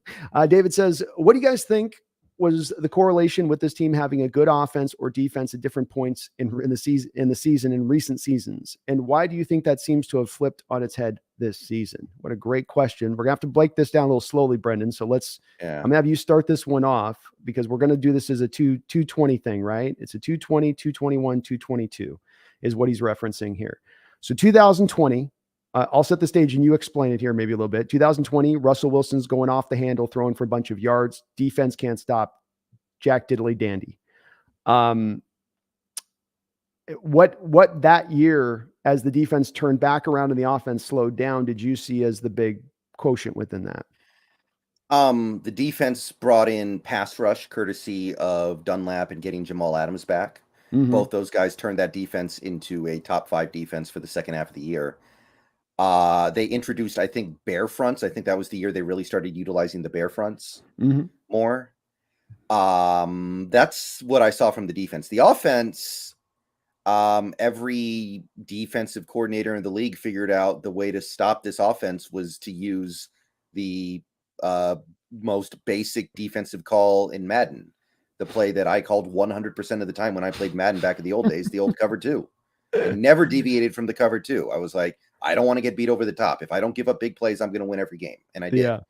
Yeah. So, yeah, I think it really is just kind of a coincidence those two things happened at the same time. Yeah, I echo that. I think Dunlap, especially, David, what stands out over the last 4 or 5 years when you're running the 4-3 defense is that you just didn't put enough from a talent standpoint on that defensive line for them to not be augmented by blitzing. You were going to say, we don't want to blitz at the least amount in the entire league, and so we're just going to run these front 4 guys at you, and somebody's going to get home, and nobody would get home consistently. Dunlap coming over and giving you now that consistent pass rush over on that side with a couple of other guys kind of rounding out. It was weird too, as you actually stopped blitzing Adams as much as the year went along. He got that sack record that year, but it was all in the back of really those 8 games as the defense was going bad. Part of the reason they didn't blitz Adams as much, they were seeing better returns by not having him do that at a 13% clip. So Adams coming back, I agree with you. Dunlap, his addition, it's the part that drove me crazy about that front four for years, Brendon, is they would just never do enough in the offseason, and it was painfully obvious to make sure that you have the dogs up front to go get the job done. Because if you're not going to blitz, you can't have two weak links of guys who will do nothing and two guys who will maybe every once in a while do something, or you're going to have a lot of plays with the quarterback standing back there and having all the time in the world to throw the ball and pick you apart, especially with soft zone defenses. Right. And also that was the COVID year. So teams didn't really get a preseason or training camp. So all defenses kind of were bad. Good point. So then we got 2021. I think the answer will be maybe a little different on this one. So we have 2021 where you start out the year and again, starting out bad, giving up pass plays, giving up running, aren't getting very many turnovers. Then you start to kind of round it out as the year goes along last year into the depths of the second half of the season. What did you see as the same from the year before, where just we got healthy at the right time? We didn't make any moves at the deadline, so we can't ascribe anything with that. But what would you say was what happened there? Getting Sidney Jones out there full time ended up being a big kick in the right direction because he basically took the place of Trey Flowers. Yep. DJ Reed, I think, got hotter as the season went on to where he was legitimately one of the best corners in the league by the end of the year. That was big too. I think that's a pretty decent chunk of it. I don't know about the offense though. It started out pretty good, and I guess you could just say maybe it was injuries because Wilson hurt his finger. We had Geno for 3.5 games, and he played okay, and then Wilson came back and played bad. Like maybe it's just that simple. I don't know. I think this message is basically asking, is there some sort of correlation between having a good offense with a bad defense and vice versa? And I'm thinking about it, and I think there are enough explanations in there on why this stuff happened to where it's not just, oh, this is just the way things are. Yeah, and that's why I wanted to go a little bit season by season through that, David, because it is different stuff at different times. 2020, like Brendon said, the cover 2 defense completely just it hypnotized our offense after it happened, partly because of the success you had earlier in the year, where Russell's like, I'm unstoppable with this deep ball right now. I really want to go back to this thing. I'm unstoppable with this. But teams are going, no, we're going to stop it. And we're going to commit all resources to stopping it and force you to throw underneath. And we wouldn't commit to really being able to do that. And then we went to more of a running based approach, taking less of having the quarterback throwing less throughout the year. And then, as Brendon said last year, you had the Russell getting broken. You also got to play a lot of bad defenses over the end of the year last year, which definitely helped you. But all of these things have been different, even this year with the defense this year. They started out running a lot of those 2-man fronts, and now have gone back to more of the bare 3-4 defense, where they should. So they've made some adjustments, but that's a different adjustment than you made in 2020 or 2021. And offensively this year, you've been good from the jump because you're just executing the West Coast offense, and you have the players on the outside, and you've got the tight ends, and you've got an accommodating offensive line to pass protect well enough to be able to execute this offense in full. So that's different from the success you had in 2020 with Russell, where it was bomb city. It's just two different things with that, David, all different down the way. There's not really much a correlation there. Thank you, though. Thanks, David, for the donation. Garth with a $5 dono says, "Good on you for spotting the orange cat. Great eye." Yeah, she's got to make her appearance. She's a superstar. It's a stupid cat. Thank you, Garth. Jeffrey Thistle with a $5 donation says, "Just wanted to point out Eagles' weakest schedule in years. In fact, that entire defense is really benefiting from playing a weak schedule." Makes sense. I mean, that's funny too, because the division is nominally very strong, right? Because you have 3 teams that have 6 or more wins. But yeah, that schedule is very soft. People have been looking at it, and Philly might go undefeated just because they don't play anybody worth a crap. Yeah, I think it's very possible, especially if they can stay in the pocket of that being competitive, because they're going to be better, more talented than any team they play in that the rest of their schedule, far superior to. They're playing a weak schedule, but they're, to me, a team that their general manager has made so many smart moves and done so many intelligent things across the board so consistently as of recent, that they're still going to be, I think, a problem in the playoffs. I do think Jalen Hurts I'm making a prediction on this. I know I've gotten some pushback on this, but I do think that as he gets into the playoffs and into winter, some of the arm limitations that are at play with him there will show up, especially in an outdoor stadium, especially when the elements start to come into play a little bit. But with that said, that team is awesome across the board. They made the trade for Robert Quinn. They gave up a 4th-round pick for him. What he does to help them now round out their defensive line rotation and their pass rush is just great. They've got some built-in depth. Like if they lost tomorrow Kelsey as a center, they drafted that kid out of Nebraska, both me and you liked quite a bit, who could jump right in there and just, they won't miss a beat, or they could flip in Landon Dickerson in there and then put the kid over left. Like they've got options there. So they're not only are they strong on the front, they've got some relative depth to go along with it. And that makes them, scary. I do think they're benefiting though. There's no doubt, Jeffrey, you're 100% right. They are benefiting, but they're going to be, they'd be a tough matchup, man. They'd be tough. Yeah, I agree. Man, Bad Daddy, another $20 donation, brother. I salute you. Praise this, Brandon. We cool. Hey, we cool, man. I wasn't trying to go at anything with you too. I'm sorry if I get sensitive sometimes on this channel. So thank you for the donation. And I know again, you're coming from the right place. And I think as I think about what you have to say on that, Fat Daddy, the important part about where you're coming from on the positive side of it is that is what's driven this culture. And that's what's allowed Coach Carroll to sustain as much as anything, because he creates culture. He gets guys to play hard for him. And, it used to be that to get guys to play hard for him, you had to chew their ass and you were just going to have to eat into them. I've told you the story, Brendan, about the Lombardi story, where he was lamenting at the end of his career with the Packers there one day, where the coaches came over and he just looked exhausted. He's like, why do I got to always tear their ass to get him to do it right? And it's like that mentality just permeated down from decades onwards. And we're seeing a new tune being played now. These new coaches that are coming on the block are not about getting up in guys' faces, embarrassing guys, showing them up, trying to play mental games, at times. I remember we'd see these coaches that Parcells was a big guy about doing this type of stuff, just messing with guys, and there's less of that. It's now more about authenticity, being positive. Let's not forget about that play. Let's move on to the next. Let's get better. And look at where Joe Judge is right now. Yeah. Yeah, he was the guy who went into New York and was like, I'm going to make these players run laps whenever they make mistakes and stuff. He was trying to do that. And he's one of the worst head coaches in recent memory. And there have been some bad ones. Yeah. It's trying to apply an old model that no longer works and has no longer got a place here. And now you get a Daboll coming into the Giants, same roster, same players. And he's got them playing a lot better football across the board. And they're going to feel in better hands because of that. So, hey, man, I appreciate you, Fat Daddy. And thank you, man, for all the donations. You're very, very kind. Very kind. Dereje Desta. Am I pronouncing that right? You going to give that a try, Brennan? Dereje Desta. Dereje go with that. Desta. Thank you for the $5 donation. Mr. Desta says, I feel good when we're in 3rd down and long with Geno than any other quarterback. Let's ride. Offense looks like sustainable. Ball distributed efficiently. Yeah, I as well, Brendan. How are you feeling about Geno when you're in a 3rd and 9 and he's back there in shotgun? Surprisingly, it feels like good things can happen. And that's one of the things I said in the offseason before the season started. I was like, we need to avoid 3rd and long. Because when we get into 3rd and long, it's going to be a mess, like it was last year when Geno was playing. Remember those 3 games? Yeah.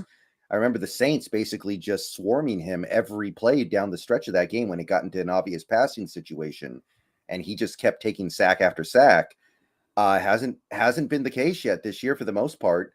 And I've made videos even like a year and a half ago talking about how with Wilson, our offenses outside of one season, I think, were always terrible on 3rd down, yet we always had a good offense, which was unprecedented with any other team. Every other team was like, there was a direct correlation between how good they were on 3rd down and how good they were overall.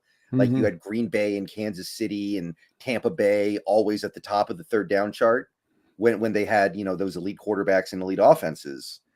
We were always middle at best outside of one season, and we always had a pretty good offense. So it was weird, but things are different now. And I think you're seeing why this Geno-led offense may end up being better in terms of points per game than any offense we had with Russ, actually. Even though Russ has had better seasons than what Geno's going to have, we're going to have a better offense than we ever had with Russ. It's amazing to say, but you're right. We are basically on track to reach that spot of things. I think you make a great point about it as well.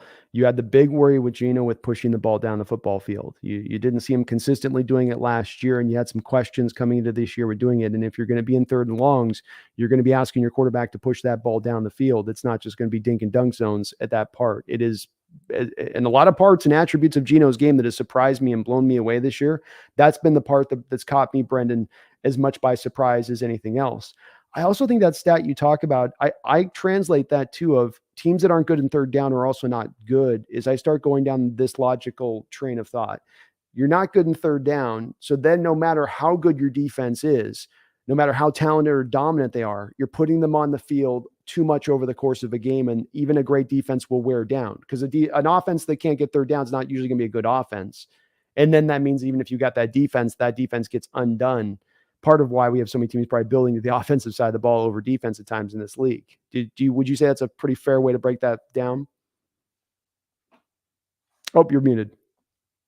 Sorry about that. But yeah, I totally agree with that, actually. I think that we have learned in Seattle in recent times that sometimes the best defense is an offense that can stay out on the field for extended periods of time. Yeah. It's a defense's its best friend to a defense. And if you got a fresh defense, especially if you have a defense that we've tended to have, which is we want the fast, maybe a little tiny bit lighter, but they can move. That's the defenses that can get wore down if they're on the field too much a little bit. So it's very important to keep that out of it. They've done a good job of that this year with having those sustained drives. And a stat here for you, Brendon, the highest passer rating on 20+ yard throws in the NFL with a minimum, with a minimum of 19 attempts. You have Justin Herbert at 121.4, Geno Smith at 117.2, and Josh Allen at 114. It's a pretty good hamburger right there, huh? Yeah. I like that burger. Yeah. Yeah, and that's with us not really using it at all the first two games. Remember, even Pete said like we were taking it slow. Yeah. So and remember what I said with that Niner game where that was really jumping out from the fan base at the time. They weren't trying the throws. Let's let him let it rip. Let's see if he can make those throws down the field. If it's going to be opened up in those opportunities, which they will be opened up to you when teams are going to dedicate resources to stopping the run. That's the reality of it. But that's to be where he's at with that kind of accuracy down the football field on those throws, Brendon, is again, it's remarkable the year he's having across the board. And he's kind of all the way down the line. Any stat you want to almost take as a measure for the quarterback play, he is well above anybody, with the exception of maybe Mahomes, Josh Allen type guys in this league right now. Yeah, I guess so. And I knew he had a pretty good arm, but I didn't think he would be able to use it this well. I didn't either. I thought as much as anything, it wasn't an arm issue with him. I always took it as he had that. It was almost like Carroll had battered too much into him of being safe with the ball a little bit last year. And he was just like, stay safe, don't throw it. But he's letting it rip. That third down attempt that he had to lock it a couple weeks ago, where the moment with Carroll with the stomach and he's like, chill or whatever he did. I mean, that's a throw that's a risky little throw. He's throwing it 100 miles an hour and Lockett, he's got to like jump into the air and grab it to pull it through. It's a great catch by Lockett in that moment, but a ballsy throw. And he's playing with so much confidence, Brendon. That's what you see with Geno right now. He's so locked in and he's playing with so much confidence. It's hard for quarterbacks to self-manufacture confidence. You got to just kind of be feeling it and you have it, or you don't have it and you're searching for it. And there's nothing about his play right now that he's looking for that. He's playing with a little swag. It's just, again, I know I'm not gonna get tired of talking about it. It's been just amazing to see Geno playing like he is right now. It's just, and I'm so happy for him and our team. Thank you, Mr. Desta, though. I appreciate you. Mumbles with a $2 donation says, no chaotic cat tonight, Brando. Yeah, I guess not. We were on Brendon's stream last time. They're kicking cords out of walls, knocking over lights, attacking my other cat, jumping on my face, trying to do the alien hug move, It was a all-timer. Yeah, she gets her nights. She gets her blood up. It's the Irish in her, I think. Right. Garth with a $5 donation. Thank you, Garth. It says, as a new Bronco fan, I hate that you all kept Disley from Russ. He was worth that money solely on last week's game. I don't know what he'd be doing with Russ. Yeah, Russ doesn't like tight ends. Though Russ is looking, that Greg Dulcich kid is looking pretty good with Russ last week. Jacksonville. He was using that kid, runs well, man. He's got a little bit of that deer. Oh yeah. He runs like a little bit like a deer at the tight end position a bit. I think that's going to work with Russ pretty decently, unfortunately.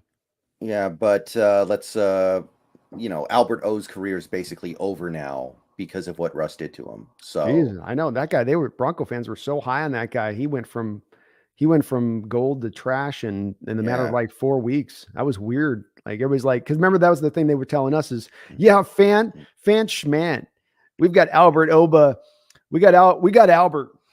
That's what they were saying. But yeah, he's not been very good for them. I don't know what happened to him this offseason. Maybe just too many Happy Meals or something, I guess. I mean, that first game he had 5 catches against Seattle, and since then I think he has like 3 catches.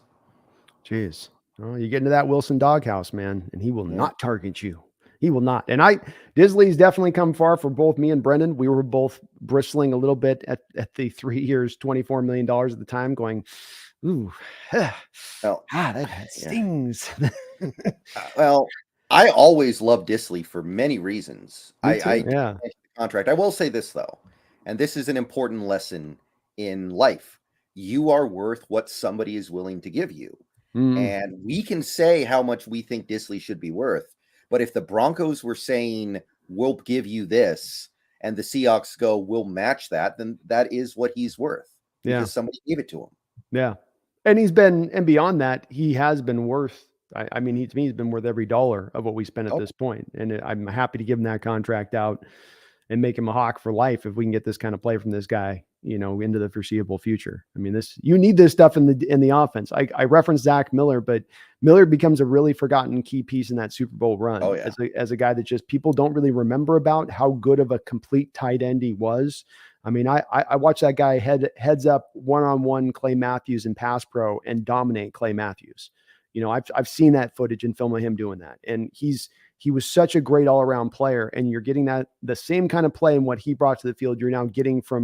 Um, you're now getting from Disley. And again, I reference because Brendan, we are in the blueprint still. To me, when I looked at things a little bit more carefully this week, like you had a Disley there that you could match up physically to a Zach Miller. You have a Uchenna Nwosu who's showing a lot of signs of what you had of Chris Clemens. I went back and relooked at Clemens' career and when he came here. And let's remember this: Chris Clemens, Brandon Mabane, and Red Bryant were your beginning foundational pieces. They weren't all the big pieces. Red Bryant was a monster piece, but he had an important role to play within that defense. But they were the beginning of the Legion of Boom. And you see now these positions you're setting. We had Marshawn, and now you got a Kenneth Walker maybe in there. Like you start seeing them starting to fit into that blueprint a little bit, and how they're setting the stage in the way that they once did. Gets you excited, man. It gets you excited because you're seeing the closer to be able to recreate a little bit, and they're not going to recreate the old team, but the formula to getting to being great again, to getting to be elite again. Yeah, it's going to be hard to have draft classes like the ones you had back from 2010 to 2012, though. But you just did it this last offseason. Yeah, you're going to have to string a couple more together. It's not easy. But you got 4 picks through the first 2 rounds. Mm-hmm. It's definitely doable, but are you going to be able to hit on the next Cam Chancellor? Are you going to be able to find the next Doug Baldwin with very little capital? That's the hard part. Well, I mean, and that's, yeah, I mean, and it is going to be tough. Don't get me wrong. It's going to be difficult, but if you are able to apply what you did this year to draft and having that much assets as you do, you're going to probably have a top 10 pick. We've talked about in recent history, anytime John Schneider's gotten to have anything inside the top 15, he's hit. Anytime. He's had, I think, 4 opportunities in the top 15. Every one of those players have been good to great NFL players. So I trust him in that realm to, at the very least, find if I'm coming out of this next draft with a good to great player to one position minimum, and then I want more. I obviously want more from that, but that's my beginning place. If Schneider just comes, I'm going to come out with a Pro Bowl player near that level, right with my first pick, and then I'm going to trust my chances on that draft. I'm going to trust my chances that he's going to, find his gear at that point going forward. Peter Go Hawks with a $5 donation. Thank you, Peter Go Hawks. It says, are you guys saying Stroud and Young are off your boards? How about Geno, $60 million fully for 2 years and a young stud under him? We can still build the D. Well, Stroud, I think, is going to go number 1. So I have him off my board just because of that. Mm-hmm. I think that either Carolina takes him or Detroit takes him or Houston takes him. If Pittsburgh ends up number 1 overall, then I think they trade it to somebody who wants Stroud. But I think Stroud goes number 1 overall. You don't think they just take Stroud and trade Pickett? Huh. That's an interesting one. What would you get for Pickett at this point? He's done nothing but throw interceptions. I just look at it like they would do what the Cardinals did with Rosen. Just go, well, he ain't it. We realize it. We figured it out. Teams know. I think teams know whether or not a guy is going to be the guy. And here's the thing with him. He's supposed to be a gamer. So the thing about Pickett is that he's a horrible practice player, but when the lights turn on, he's supposed to be amazing. Well, he's not been close to that. He's also supposed to be the most pro-ready, one of the most pro-ready guys in this draft, having been 29 years old when he's entering the league. So, yeah, I don't know. I think they could. Sorry, though, I stopped your thought on that. But anyway, yeah, so Stroud's off my board for that reason. I don't like Bryce Young that much. If we used a top 5 pick on Bryce Young, I would be very concerned. So that's why I'm not really talking about those guys that much. I love Stroud. I think Stroud's going to be great in the pros, but I don't see any way you have a chance to draft him. Yeah, Peter, thank you for the $5 donation. Brennan's thoughts on this are probably where mine are at as well. Stroud's definitely, I think, elevated himself right now to being the first quarterback consensus-wise who's going to go in this upcoming draft. And I think that he's going to be kind of above pretty far anybody else as the second guy. So that's going to cause him to be picked that much higher. And we're not going to be even a best case scenario with the Broncos this year picking, I don't think, in the top 3 at this point. That would be, they'd have to completely fall off and lose basically every game to get to that spot of things. And I just don't think they're going to do that. So I'm not out on him. He's my number 1 quarterback on my board. I certainly would pick him if he was there. I'm not on Young right now. I'm having a real, I've got something stuck between my tooth right now, and it's undersized quarterbacks. And I've been flossing the hell out of it. I'm trying to clear it from my system, but I'm starting to get a little bit prejudicial towards smaller quarterbacks in my view of them and my thought process about whether or not they can hold up at the NFL level consistently. I think that the Russell Wilson effect has taken these slider guys and allowed them to just go without saying you can draft them, but these guys get beat up and they don't last whole seasons. They have multiple injuries over and over again. I'm really not wanting to go down that road with Bryce Young. I just really wouldn't like to. I'm not going to throw him off my board, mind you, but if we're talking about picking him in the first round, I wouldn't love doing that. Geno's not going to take 2 years, $60 million, right? We can both acknowledge that. Oh, you're muted. Sorry, I keep forgetting to click on that. Not unless he starts the GS7 method program that Jody Allen can dump money into. Yeah, he's not. In partnership with the Allen Trust. No, yeah. So Peter Gohawks, it's kind of the same reason why we can't get him onto a contract extension right now for a lower price, because the same thing you could apply to him signing a short-term deal at guaranteed money. And that reason being that why sign a 2-year deal at $60 million when I can go sign a 4-year deal at $120 million? And maybe not all of it's guaranteed, but quarterbacks tend to stay upright in this league for a good amount of time. They tend to play throughout the full portions of those contracts. They get to the end of it very often. So I will probably see every dollar bill of that $120 million. And so why not double my money with relatively the same kind of safety? I mean, not to mention he signs a 4-year $120, he's probably getting $35 million guaranteed. So it's after the first year, he's gotten a lot of the money out of it. So it just it isn't in his interest to sign that. Would I do it? Would you do it? I mean, as the team, would I do that? Yeah. I guess I would be willing to do that. Yeah, that's pretty good. But I think we need to accept there's no way we're going to outsmart the Geno Smith situation. There's no way we're going to outsmart him and trick him into taking a below market contract like that. Like Princess Bride style. Like we're not going to sit him up there and we'll put 2 cups, and if he drinks the cup, he's got to. I have not seen The Princess Bride. Oh, okay. That is one of the movies that everyone has seen that I have not seen. You gotta see it. Well, there's a great scene where they're sitting and it's a test of mental test, and so the evil guy puts poison in one of the two cups. He doesn't show the hero, and so he's swapping the cups back and forth, and he's like, and he tries to make the hero figure out deduction wise which cup has the poison in it. So he starts asking the guy questions. He ends up being right on it anyway. The hero ends up being right, but he's right because he had built up a tolerance to the poison years prior. Oh. so yeah, it's pretty funny.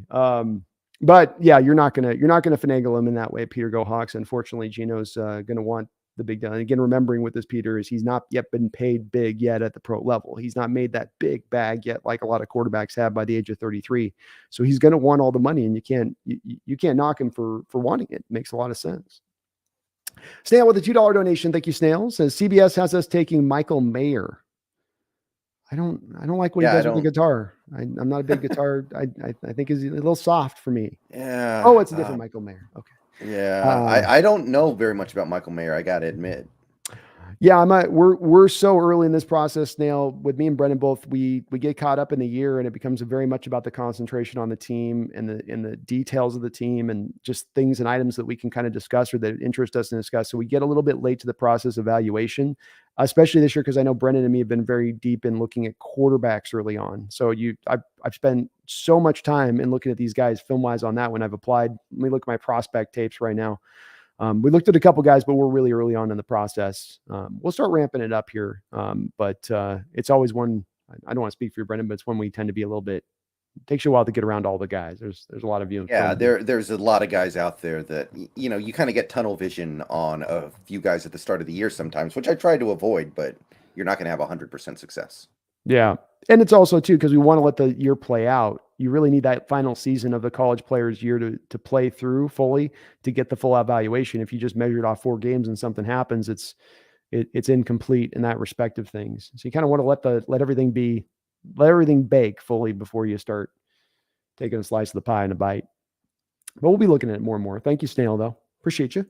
Mumbles with a $5 dono says, so what I'm hearing is the takeaway from Jamal is that he's the best strong safety in the league because he hasn't given up a single pass since week 1. Insane. I don't think that's how it works.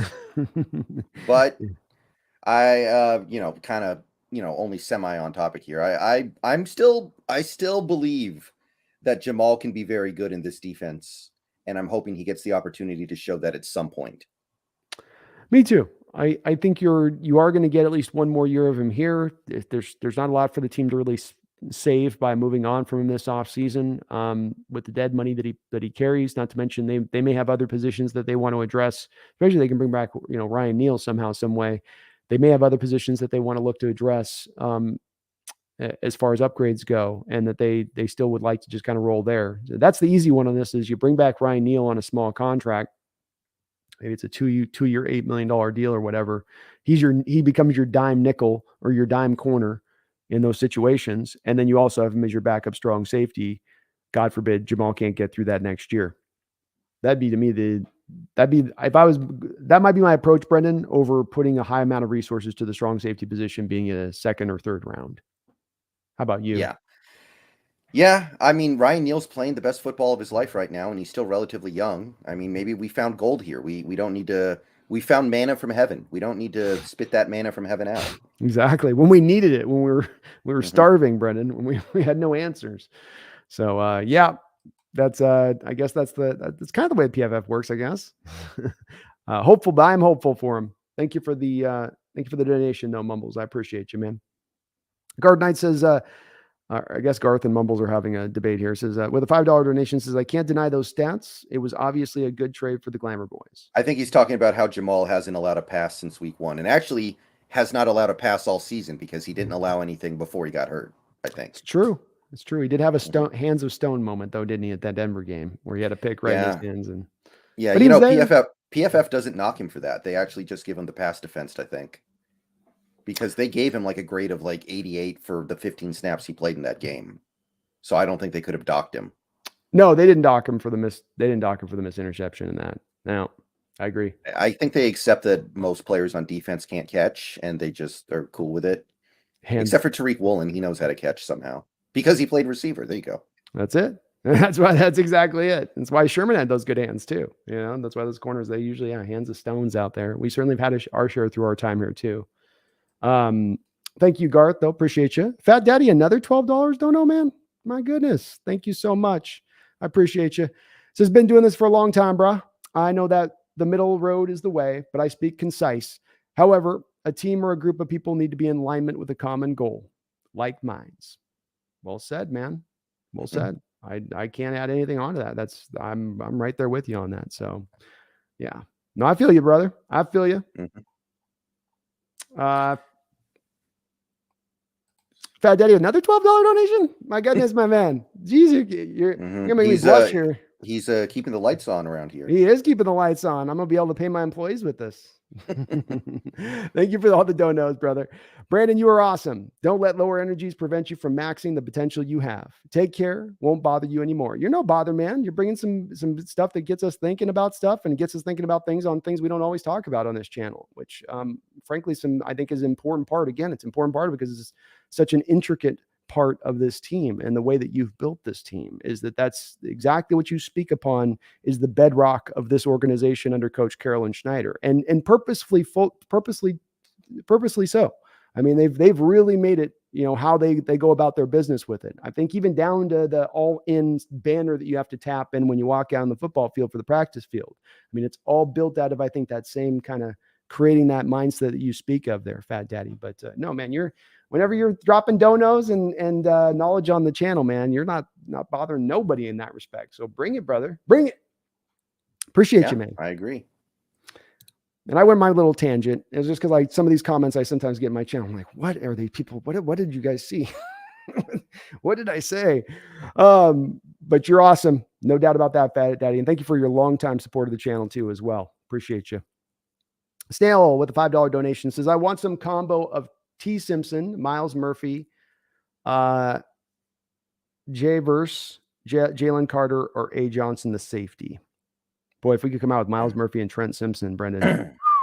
That may be realistic, actually. Like I think that Broncos pick is going to be in about the Miles Murphy range. Yeah. And our pick, unless we go on a run, should be in about the Trenton Simpson range. I love Trenton Simpson, by the way. That's the kind of linebacker you want to take. Yeah. Like the Jordan Brookses are getting left in the dust by people like Trenton Simpson. Yeah. He just jumped out to you, didn't he, when you watched the tape? The tough part is, Brendan, don't go watch some of the other linebackers after you watch Trent Simpson's tape, because then you start getting depressed. They're nowhere near as fast, athletic, or just lively on the field as he is. And there's a very vast difference. I haven't looked at Verse. Carter's really good. I can see why Carter's good. He's got a lot of great elements. He hasn't completely won me into that same realm, even as a guy like, to me, Miles Murphy kind of has, where he stood out really much on his tape, where Carter stood out. He's good. I wouldn't be sad if we drafted him there, but he hasn't blown me away yet on the tape, right? Has he done? Have you checked any of him out at all? No, I haven't looked a lot at the safeties in this class. Yeah, I haven't either. I haven't taken a look at any of these other guys. No, Carter, Jalen Carter, the defensive lineman for Georgia. Oh, no, Jalen Carter's he's good. It's definitely a situation where I feel like he's going to be a good pro for sure, and I would have no problem getting him. I don't 100% know if he's a great fit for a hybrid defense. He might be more of a 3-4-1 tech, but I like him. Yeah. I agree. You mean 4-3-1 tech, I think is what you meant on that. Yeah, 4-3-1 tech, my bad. Yeah, I agree. I think he's maybe better suited at the end of the day to be more in a 4-3, type defense than the 3-4. But I'll take a look at the Verse and Johnson guy. We'll be looking at some safeties for sure, Snail. We have to, at least look at the guys, because there is a chance we definitely look that way, especially because this organization has drafted 39 safeties in the last 7 years. So they like them some safeties. And again, Fat Daddy Stacks, you're awesome, man, for all the donations tonight, brother. You're awesome. You're awesome. Gayla Graves has got a big $3 super sticker she's putting into the chat. Nothing to say there with Gayla, just being positive and dropping a little bit of dono into the show. Gayla, you're awesome for doing so. So thank you so much. Hope you're having a great day. Thank you, Gayla. Appreciate you. Got a lot of donos tonight in the chat. Thank you, guys. John Stillwell with a $10 dono. John, you're awesome as well, brother. Appreciate all of you guys on this. Says, hi, guys. Nice to see the BNB show up and running. I've had Brendan, I just want to let you know on this too. I've had a great time here with Brendan doing this year. This year, we put this up to 2 shows a week here. We'll absolutely be continuing this on into the future.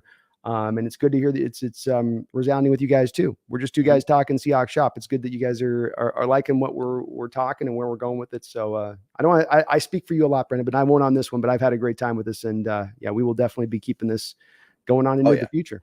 Oh yeah, absolutely. Seahawks 17 says inconceivable. That's what the guy who speaks in Princess Bride, that's the bad guy. He says, you think you can get me? Inconceivable. And then Sean Wallace, right? I believe that's the Yeah, that's the guy who like voices Rex in Toy Story and stuff. Yeah, I know who that is. That wasn't bad, right? I mean, that wasn't a bad. Yeah. It wasn't good, but it wasn't bad impression. It was off the top of my head. That was very close. It's a great scene. You should just YouTube the scene, Brendan, because you don't have to see the whole movie to know what's going on.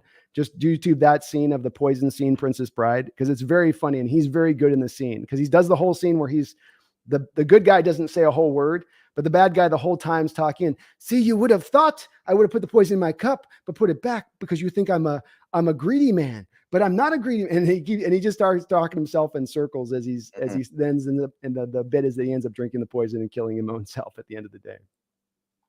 Right. That's pretty good. It's a classic scene. It's a good scene. It's a good movie. You got to see it at some point. Yeah. Thank you though, Seahawks 17. Robbie Red with a $2 donation says, I hope Woolen beats Sauce to the defensive rookie of the year. Can you explain to me why? Is just because he got picked higher? Why do I see all these national pundits out there putting the Sauce over the Wool? New York media helps. Yeah. Sauce is good. Sauce is awesome. I'm not doubting that. He's a great player and he's playing great. And he was picked number 4 overall. This is a Deion Sanders level defensive back prospect, I believe. I don't know if maybe that's a little too much, but he's one of the best cornerback prospects we've seen. And yeah, that it rolls downhill. Yeah. But that being said, I think that if Woolen can get a few more interceptions, that's going to override most everything else, because the thing with Woolen is he's not even tackling poorly. It's not like he's missing tackles like Deion Sanders. No, he's actually been a really good tackler. So you can't dock him in any of these areas. His coverage metrics are good. So there's nothing you can take away from him. Yeah, every coverage metric I've looked at with Sauce and Woolen's got Sauce beat. I've watched some of Sauce and he has been a good player and he's had some good highlight moments. He's also a lot more grabbier than Tariq is. I mean, he will, and the officials let him maul. I mean, he's a big guy and he's allowed to maul a little bit, which is interesting.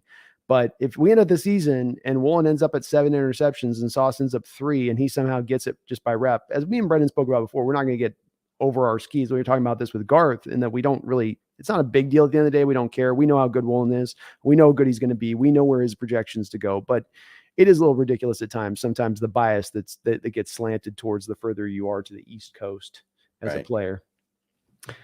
But he's my defensive rookie of the year. I'll tell you that. I'd be voting for him if I was Robbie Red. Thank you for the donation, though. Appreciate you.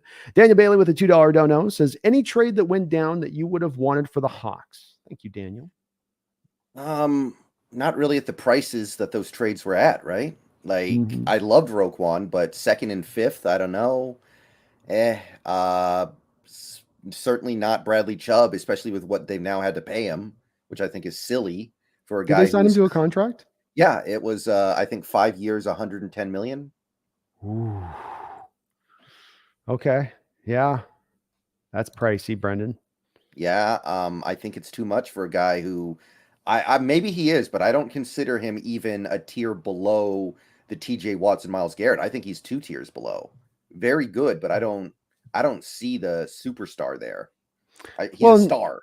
And you got to bring up there's 2 things with him: and injury and consistency. And, the injuries, guys don't get healthier if they've had injury problems throughout the early parts of their career normally. And number 2, the production. He first had his good year of production when he came in the league. Then there hasn't been a lot of production there. And now this year, in a contract year, he gets production. That would raise warning bells to me in viewing a player on that respective things. So I mean, they had to sign him at that point. You were going to give him that contract, but I wouldn't. Daniel, as Brendan just said, there's none of these deals I would have been willing to do because the cost was just too damn high. The rent is too damn high. The cost to go get these guys would have been too damn high. I don't want a second. I think our Hawks actually had a deal on the table for Roquan, and it was probably a 3rd and a 5, and that forced the Ravens to go to a 2 and a 5 to get it done. That's my theory, is that they were right in on that one, trying to make it happen. But I'm glad that they didn't. I wanted to see them try to find somebody, but there wasn't a deal to be made. I think there was too much talk that was made, Brendan, about this being a record number of guys moved. Record number of guys moved. There were 10 guys moved. Can we chill? There was 10 guys. That's not exactly. It's when like half the league got moved at the deadline here. It was a very small amount of guys really moved, and a lot of those guys that were moved were guys that weren't even moved. It was a matter of fire sale mode. It would be like the Falcons moving Ridley, and he's not even playing this year. It was a lot of just kind of other things were pushing the moves to be made, Brennan. It was a seller's market, no doubt about it. And in a seller's market, you don't want to do that. You don't want to get clipped by that. You want to avoid those kind of situations. It's why we don't operate in tier 1 of free agency often, right? Or what wave 1 of free agency. But thank you, Daniel. Appreciate you. Alexander Matthew, got nothing to say. Just a $1 don't know in the chat. I appreciate you for that. Thank you, Alexander. Hope you're having a good night. Nathan Wise with the $3 donation says, damn it. Comment question won't fit in the super chat. Let me see what you got. I think Nathan the Wise. comment he has right below it. We got you, Nathan. We got you. Says Nathan, says, did you all watch the new sounds yet? Africa, Bangor, Bruce, and more. Can we talk for a moment about their improved content between two Ballors? Marshawn in Munich and Nola, bring it on. Okay, yeah. Well, I don't watch Between Two Ballors. It seems amusing enough. I just don't typically watch it. So I actually, the answer to the question in the first sentence for me would be no, I have not. What's the sounds thing that he has? I would assume I'm assuming that it's the group behind the guys who do the like the Marshawn in Munich and Nola's video. What would you call that? A video essay? Oh, okay, yeah, right. I'm guessing, but I don't know. Yeah, I haven't had a chance to watch it yet, Nathan, but I will check it out. I've watched some of Blore stuff. I think he's very funny, and he's operating with that Zach Galifianakis spirit, so he's doing it right. You know what I mean? And I'd love to get Blore on. I got to reach him out and see if he wants to come on the channel, because I imagine he'd be a guy that'd be willing to, jump into it. And Marshawn in Germany, it's going to be wild. That's what I'm going to say about that. Got to keep him away from the Autobahn, I guess, though. Don't let him go down to the red light district either. It will be naughty, Marshawn. Thank you, Nathan, though. I appreciate you, brother. And I will check out those, though. Thanks. That's a good recommendation on your part, man. D-Nugger with the $2 donation says, I can't be left behind on this dono frenzy. We are having a frenzy. We got the Piranhos in out here tonight with the donos. So thank you to everybody for being so supportive over here on this side of things. You guys are very kind, D-Nugget, and you are not left behind, my brother. Mumbles with a $5 donation says, don't worry, guys. Sauce tends to freeze in winter, while wool keeps most everything nice and hot. That's true. Well, I mean, I did look at it. The Jets still play the Bills twice. They play the Patriots again. They play the Vikings. They play us in Seattle, and they play the Dolphins in Miami. So their little Cinderella run to start the year could easily fade, and they end up winning like going like 8-9. And if the Jets don't make the playoffs and we do, that has to help Woolen a lot, right? I would think that would. If we do, and especially if he's one of the better defenders on the team, not just being a good rookie, but a good defender on top of it. So, we'll see. Hopefully that is the case, and that the sauce freezes this winter. Boy, Zach Wilson kind of not taking steps forward there out of New York. They are. I'm really disappointed. I mean, not as disappointed as I am in Trevor Lawrence, but I'm very disappointed in Zach. When I saw Zach at the combine unleashing some of those throws, I was like, oh, yes, this is like mini Josh Allen. Yes. And it's not happening. No, it's not. I saw something today, especially with him, he's holding the ball just incredibly long in the pocket, just will not get rid of it. And it's worse this year than it was in his rookie year, if you can imagine that. So definitely getting a little stagnant. I hope you're right, though, Mumbles. Let's watch this sauce get nice and frozen, coagulated out and all that stuff. Tariq's got to get this. I'd like to see him. Robbie Red with another $2 dono says, loving seeing Mafe ball out. He reminds me of Cliff Averill. I think we can get to a point where he's reminiscent of Averill. I don't personally see it yet because he's such a work in progress rushing the passer, but at least we know he's going to be a well-balanced player because he can already stop the run really well. Yeah, I think he's found a role in the team, which is when you have a rookie, Robbie Red, it's great when you have guys that just ball out of control in their starters and they roll like you have with maybe a Kenneth Walker or Tariq Woolen. More often than not, when you do get rookie players like this, it is about finding them a role and letting them excel in that role and then build off of it. And it's been wonderful to see the team, and Coach Carroll's got to be given a lot of props for this and recognizing the fact that Darrell Taylor's not a run defender and he's causing you problems in your run defense by running him out the early downs. And Mafe's playing so much better in that role and what he can do all the way around, from not only just making tackles, setting the edge, being strong at the point of attack. These are all things Taylor really struggles in and Mafe has. I'll say I've saw the Averill comparisons I saw in the preseason when he had, I think, the 2 sacks in the Steelers game. I thought that was very much one where I was like, wow, that's that looks Averill-like in how he rounded that edge. The tomahawk chop he even implemented at that time definitely to me looked a little bit Averill-like. I will say he's a little stronger than Averill is at the point of attack. Averill was a good run defender, but he was a good run defender that would kind of finesse you a little bit in his run defense. He would still try to maybe run around you or cut off the gap or the hole, whereas Mafe will just sink down and he'll remain immovable on tackles. And that's the place where there's maybe a little keen difference. But his pass rushers, quick first step, good length. He's got some flashes to me of it, Robbie. I can see it. I can see it, man. Primo, he is a work in progress to Brennan's point, though, as a pass rusher. That's been the part that's not as far along as his run stuffing part of his game, but that's okay. Sometimes that stuff's a little bit. Yeah, I feel like it's the other way around for edge. Usually I feel like it's the other way around for edge players where they come in as pass rushers who can't stop the run like Bruce Irvin. So that's kind of interesting. It is interesting, especially for a player like him who was supposed to be just kind of raw in that respect all the way around in his game. So I do think he'll come along as far as pressures in the year 2 and 3. I think with that athletic profile and the way he goes about what he does, I think once he understands what he's doing, remembering he's very new to the position, he's very new to football. He just started playing. So we'll definitely give those kind of guys a little bit more time to develop and get to where they're going to go. Primo 71 with a $2 donation. Thank you for the super sticker $2 donation, Primo. I hope you're having a good night as well. Thank you so much. And we got Addison Shelbo with a $3 donation. Says, just got my tickets for the Rams game in a few weeks. Oh, bring it in there. Bring it in there. Are you going Rams game is that in Seattle in a couple weeks, or is that I forget, is that at home or is it on the road? I believe it is on the road. Okay. I think. I'm not 100% sure. Do we break the streak of struggling against the Rams do we? I mean, like, Wilson was a big part of the problem, right? He was, like, against the Rams specifically. It was like the opposite of the Niners. He just usually played poorly. And now we're doing all these things differently. Is that the antidote and we're just good to go? It's not all Russell Wilson's fault, but it is a big measure of why you failed against the Rams was the way that you operated from a stylistic standpoint, offensively speaking.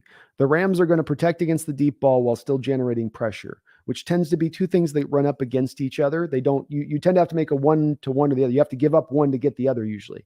They've found a way schematically to make both of those two items work because a lot of times the pressure is generated from them where they're bringing a blitz, not just simply the front four guys rushing, though they do some of that. What that creates to me is the holes in between. It's the short and intermediate stuff.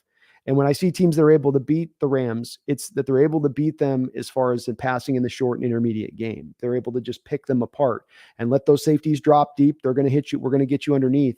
That's where Geno's excelled this year. That's what's been a part of his game in total. So I think, yes, this is the year that you do break that spell, especially with the Rams not as strong as they once were. This is why you had the paper, rock, scissors thing between the Rams, 49ers, and Seahawks, where this is why the 49ers are able to go at the Rams defense in recent years so well. Garoppolo just did it a couple weeks ago once again, right? Or last week did it again once again, right, Brendan? Where it's just he's able to pick it apart because this defense is going to drop into those deep zones, and Garoppolo's like, I'm not trying to throw out there anyway. So go drop those safeties deep. I'll just sit here underneath and put this stuff through. And he's not worried about the blitz because he can hit a hot route if you bring the blitz on him. So that's why that success is there for them. And that's why it should also be there for us when we go up against them. Say nothing of the fact, hopefully we're able to have a fairly consistent rushing attack we could bring on top of it to help things out, help keep things balanced, as San Francisco obviously is able to do too on that side of it. But you're going to have a good time in that stadium, Addison. I hear it's amazing that we had one of our guys, one of my moderators was in that stadium a couple weeks ago for the Charger game. I hear it's awesome. I hear it's it better be. If they knock down Hollywood Park to build it, it better be good. $5 billion. Is that what they said it costs? It's California prices, man. Every other stadium you're hearing, like the new Bill Stadium in Upper New York, it'll cost about $1.5 billion. You know, this Bill Stadium downtown, like $5 billion. It'll cost basically a country's GDP for 10 years to build, but we'll get it. Hopefully have a good time there, Addison. Make sure you're super loud there. So super loud 12 in that stadium. Take it over. Daniel Bailey with a $5 donation. Thank you, Daniel. Says, watch New York robs Hawks of all the OTY awards, the offensive, all the off-season awards. You'll have Daboll getting the Coach of the Year award, Saquon getting the Comeback Player of the Year award, Sauce getting the Rookie of the Year award, and even an injured Breece Hall laughing my ass off as your Offensive Rookie of the Year. And of course, Roseman, Philly, close enough to New York to get the General Manager of the Year award. He's not wrong. Well, I think by the end of the year, the Giants will be mediocre enough to where Daboll is not considered. I think the guy is Sirianni. Yeah. And if the Eagles do win like 15 or 16 games, I got no problem with it. I don't either. And honestly, as much as I want to, I would say that Schneider should still earn it over Roseman with all of he done in total. I can't deny that Roseman has made so many smart moves and decisions, and they're all paying off. They're all hitting for gold. Him to get it to me is no great injustice at that point if that was to go down that way. So, I think that if we're looking at the most likely of these is going to be you're going to have the offensive rookie of the year if he can stay healthy and Walker. And the second most likely is that you have Woolen getting defensive rookie of the year. The other one's maybe a little more tougher to garner with that one. Yeah. And honestly, if Saquon has like a 2,000-yard season, given how long he's been a shell of himself, given all the injuries he's had, I get it. Yeah, I get it. And look, it's never going away. There's always going to be that East Coast bias out there. There's more teams out there than there is in the West Coast. It's just kind of how we're viewed. But it's again why I think part of why we done good this year is we're in that underdog role once again. We're in that everyone counting you out role. You hear players referencing about how it's motivated them through the offseason that the Seahawks aren't going to win more than 3 games. Oh, they're going to be a trash team. That motivated the guys. I like us with that chip on the shoulder as opposed to being necessarily in a front runner kind of situation. But thank you. Hopefully not Daniel, but completely feasible and completely possible. Garth Knight with a $5 donation. Thank you, Garth. Says Trevor Lawrence needs to cut that hair. No quarterback in NFL history with that kind of hair has had success. What is going on? What is going on with T-Law, man? I don't know. You thought that he would have more of a steadying force there with the new head coach coming in, who's a very pro quarterback head coach. He's had Christian Kirk's come in there and acclimated himself relatively well. He certainly doesn't have maybe the greatest of offensive line, but you take the worst play from last week. He's on the 1-yard line. It's first down. You throw an interception. And what I see about him, spoken about him, is there's just too much hero ball. There's not enough of that ability to balance off. This is the worry that I'm starting to have with Levis, where it's if you have too much of that hero nature to you, which you need at times as a quarterback, you need to make that heroic throw, but you've got to balance it. It's not hero all the time. It's know when to take your shot. And with him, it's too much of, I think, every play trying to go get that win, every play trying to go find that magical throw where, and maybe with time he'll kind of figure it out, Brendan. But you mentioned him being one of your biggest. He's been the one that to me is the most biggest surprise of those quarterbacks from that draft. I wasn't sure on Lance. I knew he was going to be raw. I didn't like Mac Jones. I didn't terribly like Kyle or Wilson either. I thought Fields could be okay. But he's been the one that I did think was going to be a standout. And it's strange that he's not been better here in year 2. Yeah, I'm just going to blame it all on Urban Meyer. Once he comes in with that damage he does, you're a decade before you're going to be able to recover. That's just the only way that goes. Mumbles with a $2 donation says, is that chip sour cream or barbecue, salt, and vinegar? I'm not sure I know what he's talking about. Did you eat a potato chip at some point during the stream tonight? I ate no chips tonight. No, I haven't eaten anything. So I don't really like any of the flavors that much on chips personally. Vinegar's all right, actually. Vinegar's all right. I'm not a big fan of any of them. If I had to choose one, I'll go sour cream Lay's or something. If I really got to do something like along that track, I can't do the barbecue. Barbecues just never work for me. I never liked it. Salt and vinegar is okay. Salt and vinegar with it. You need a sandwich with salt and vinegar though. You can't just do salt and vinegar. Like I'm just gonna eat some salt and vinegar chips. Like no, you need something accompanying to keep the palate washed. Right. I'd say would say the key on that one. All right, 1 second here, Brandon.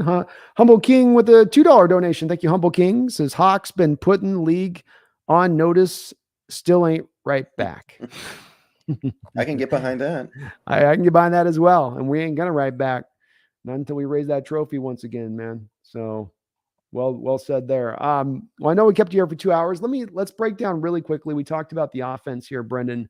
Let's talk a little bit about the defense. Again, we don't have to do a lot differently than we've done in recent history here up against this Cardinal offense.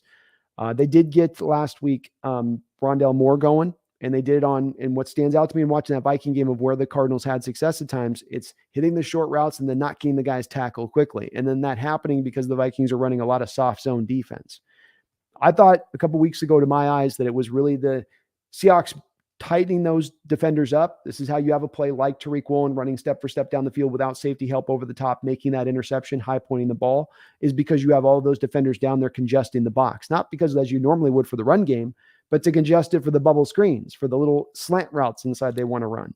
That to me is such a big part of what this defense needs to do in this game, is being able to really close down their zones a little bit and tighten them up than maybe they normally would. And they have for the last 3 weeks. Yeah, and this is a game where I don't know if it's going to happen, but it may. It's great timing to get Trey Brown back because we need our cornerback depth in a game like this. And we just let Sidney Jones go. I don't know if Artie Burns is healthy. So I really hope that Trey Brown has a chance to go in this game because that Cardinals offense, I know they've lost Hollywood, right? Hollywood's out for the year pretty much. Yeah, he's gone. Yeah. But you've still got a lot of receivers there, and the Cardinals are going to try to put them all out there. And I'm glad we have another cornerback coming back to help deal with that. I think that's a big deal in this one too. Yeah, I mean they do, and they brought the kid over from the Panthers, so they were able to sort of fit him into the Hollywood round role, right? Both of those guys are theoretical burners, so they're there to get you, the yards. Because what the Cardinals want to do is they pull you inside with the zone coverage and get you, congesting everything down, pulling guys in, and then they've got the open play down the deep side where then they're going to attack. But they need the guy that can stretch the field at that point in that manner. It's a very important part of their offense. And so losing Hollywood, that's why I think they went and got that other guy so aggressively. They didn't give up a lot to get him, but they went out quickly to get him the second that Hollywood was injured. Like, we cannot have this in the offense, because Hopkins is more of your intermediate guy. He's going to make a lot of catches, but he's not necessarily the burner down the field. He can beat you occasionally down the field deep like that, but more often than not, he's going to hit you with the post route, out route. It's a lot of like kind of Tyler Lockett in DeAndre Hopkins' game as far as the way they beat you, the kind of routes they beat you with. Yeah, I'm still seeing the same weaknesses in the interior of the offensive line with Arizona. I don't think anything has changed there. So that's what I'm looking to attack. And yeah, I don't think this team is radically different than the team we played 3 weeks ago. They swapped out Hopkins for Hollywood, and they added Robbie Anderson. But other than that, I see a similar team. I will say we should get their best shot because this is the season for them. If they lose this game, they're going to make vacation plans for January, I think.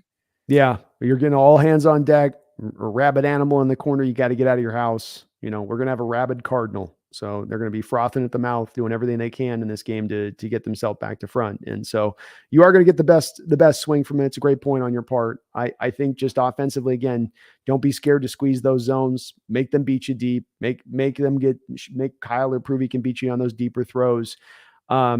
I like the thought to your point on Trey Brown coming in with more of a dime defense approach in this game to those four wides, as opposed to being in like a nickel like they've done in the past. So no Cody Barton. Instead, we get a Trey Brown and a Ryan Neal on the field at the same time.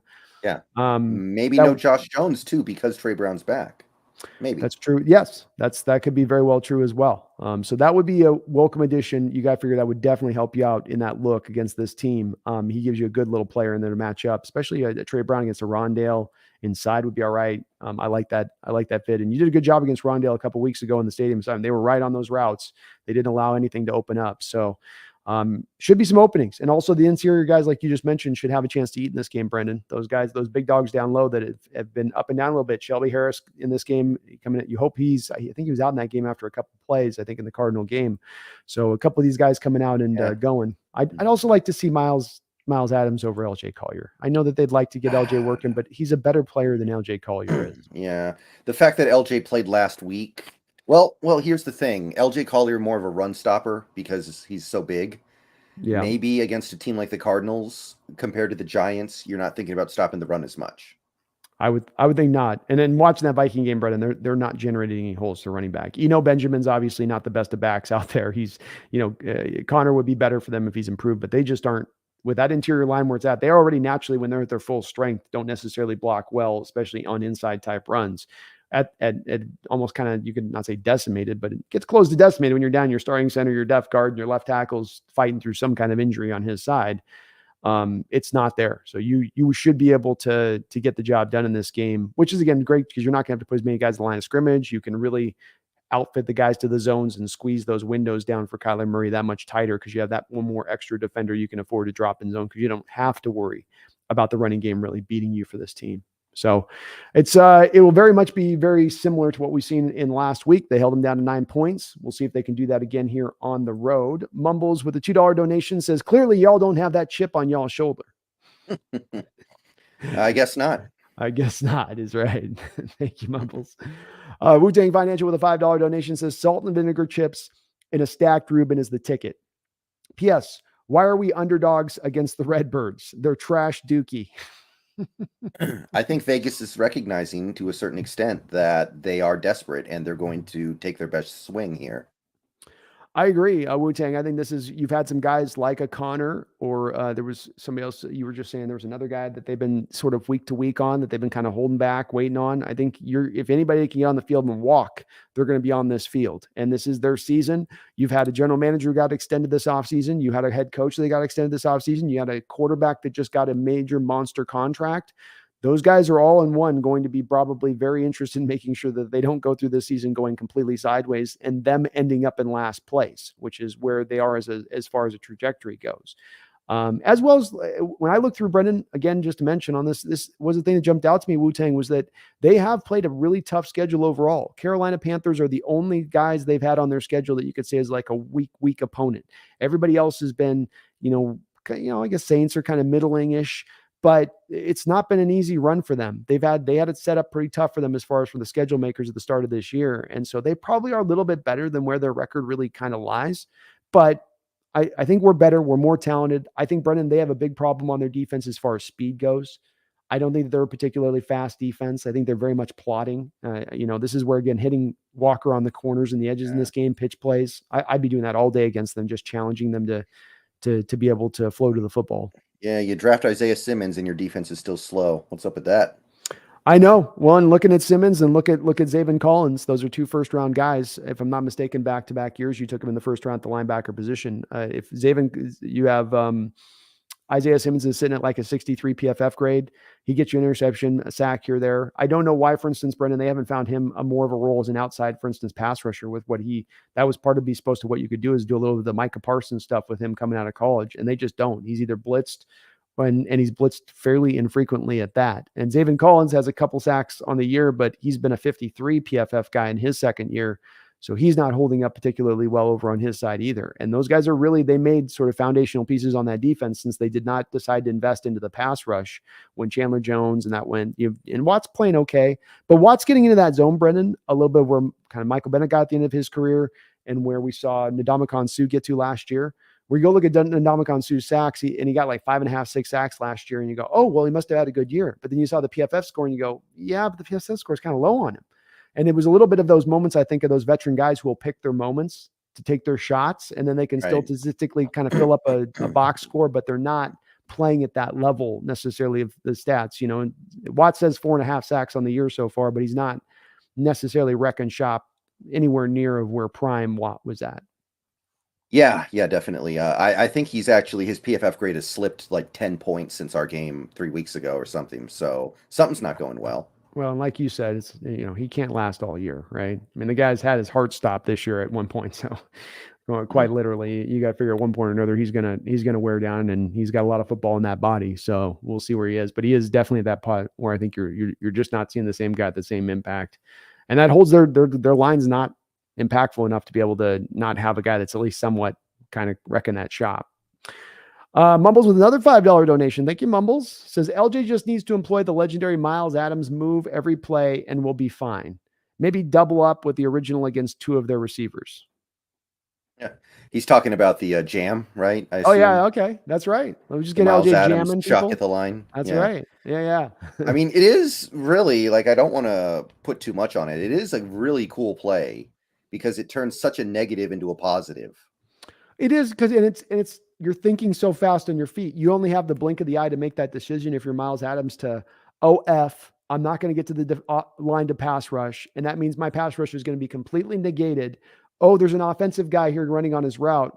I'll hit him and stop him in his tracks and slow down his momentum and try to find a way to be positive in this moment. It is one of the more headier plays you'll ever see a guy make when he's sort of been, chicken crap and he's making chicken soup out of it. And amazingly heady play by Miles Adams in that moment to do that. And he delivered it with force. It wasn't just simply he's kind of putting his hands on Ertz there. He gave him a full on jam at the line of scrimmage, stopping his momentum completely. And it shows football is a game of timing where Kyler threw that ball within the timing he'd established with Ertz going back to training camp of where you'll be in that moment right when that play is at this time. Ertz is that little extra behind that play because of the fact that it was just thrown off by just that little extra jam that Kyler's not expecting him to receive. So it's why football, especially in the passing game, is so much about being a timing-based sport. Yeah. Thank you, though, Mumbles, for the $5 donation. And we have just crossed here 2 hours in. Oh, wait, we got Byron D with the $2. No, hold on a second here. Byron with the $2 donation says, I appreciate you all talking Hawks while I do homework. Hey, man, it's our pleasure.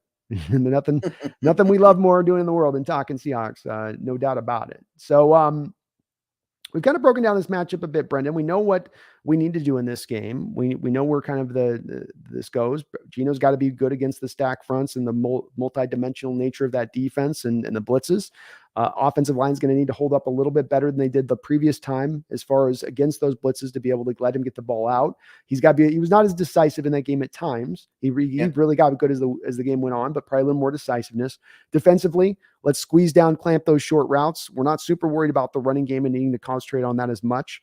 Containing Kyler is obviously a big part of this. He's their leading rusher right now at 300 yards, and they're using him a lot because they know they don't have much of a run game. He ran on us quite a bit in that game. So that will be a big part. Is there any other keys that you have to this game? Any keys beyond what we've discussed? Yeah. I think their cornerbacks look pretty weak to me. Like, two of their three top cornerbacks are like bottom of the barrel on PFF, and they don't have a good reputation either. Last time you weren't really able to take advantage because mostly because of the pass rush. Yeah. I think Lockett and Metcalf had two of their quietest games ever. They did. But I would definitely try to find a way to take advantage of that this time. And if you can do that, I think everything's going to be good. Yeah, I agree with you. I just stay in this pocket of it. You should be fine. I don't think there's anything outside of this that it's pretty easy here in the formula to get this going and get this win. This isn't a real complicated chess match. And those corners, you're going to blitz as much as the Cardinals do. You need to have the corners on the outside to sustain that because you're going to get them in a lot of man-on-man situations at times. And if you don't have good enough to do it, it's not going to let that defense really work. But here's sort of the fly in the ointment on that one, Brendan, is that to get those long developing routes that can then attack those corners on the outside, you need time in the pocket to be able to allow that to happen, which then comes back to the pass protection. Maybe the biggest thing in this game, I think we know we're going to be able to run on this team relatively so, but it'll be about how you can really pass on them, which really will dictate the success here. Fair way of putting it? Yeah. Yeah, I think that's a good way of putting it. And I know where we're headed now, so I'm just going to go ahead. I'm going to say 27-20. 27-20. Who? I think we got it. I think we're good. Okay. I think we overcome their wave of desperation. It's not going to be easy, but I think we can do it.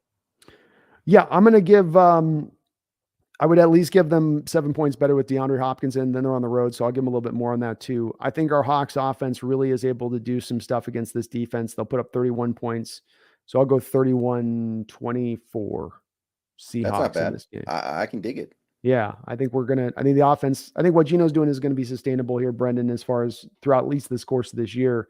And we're coming in this game.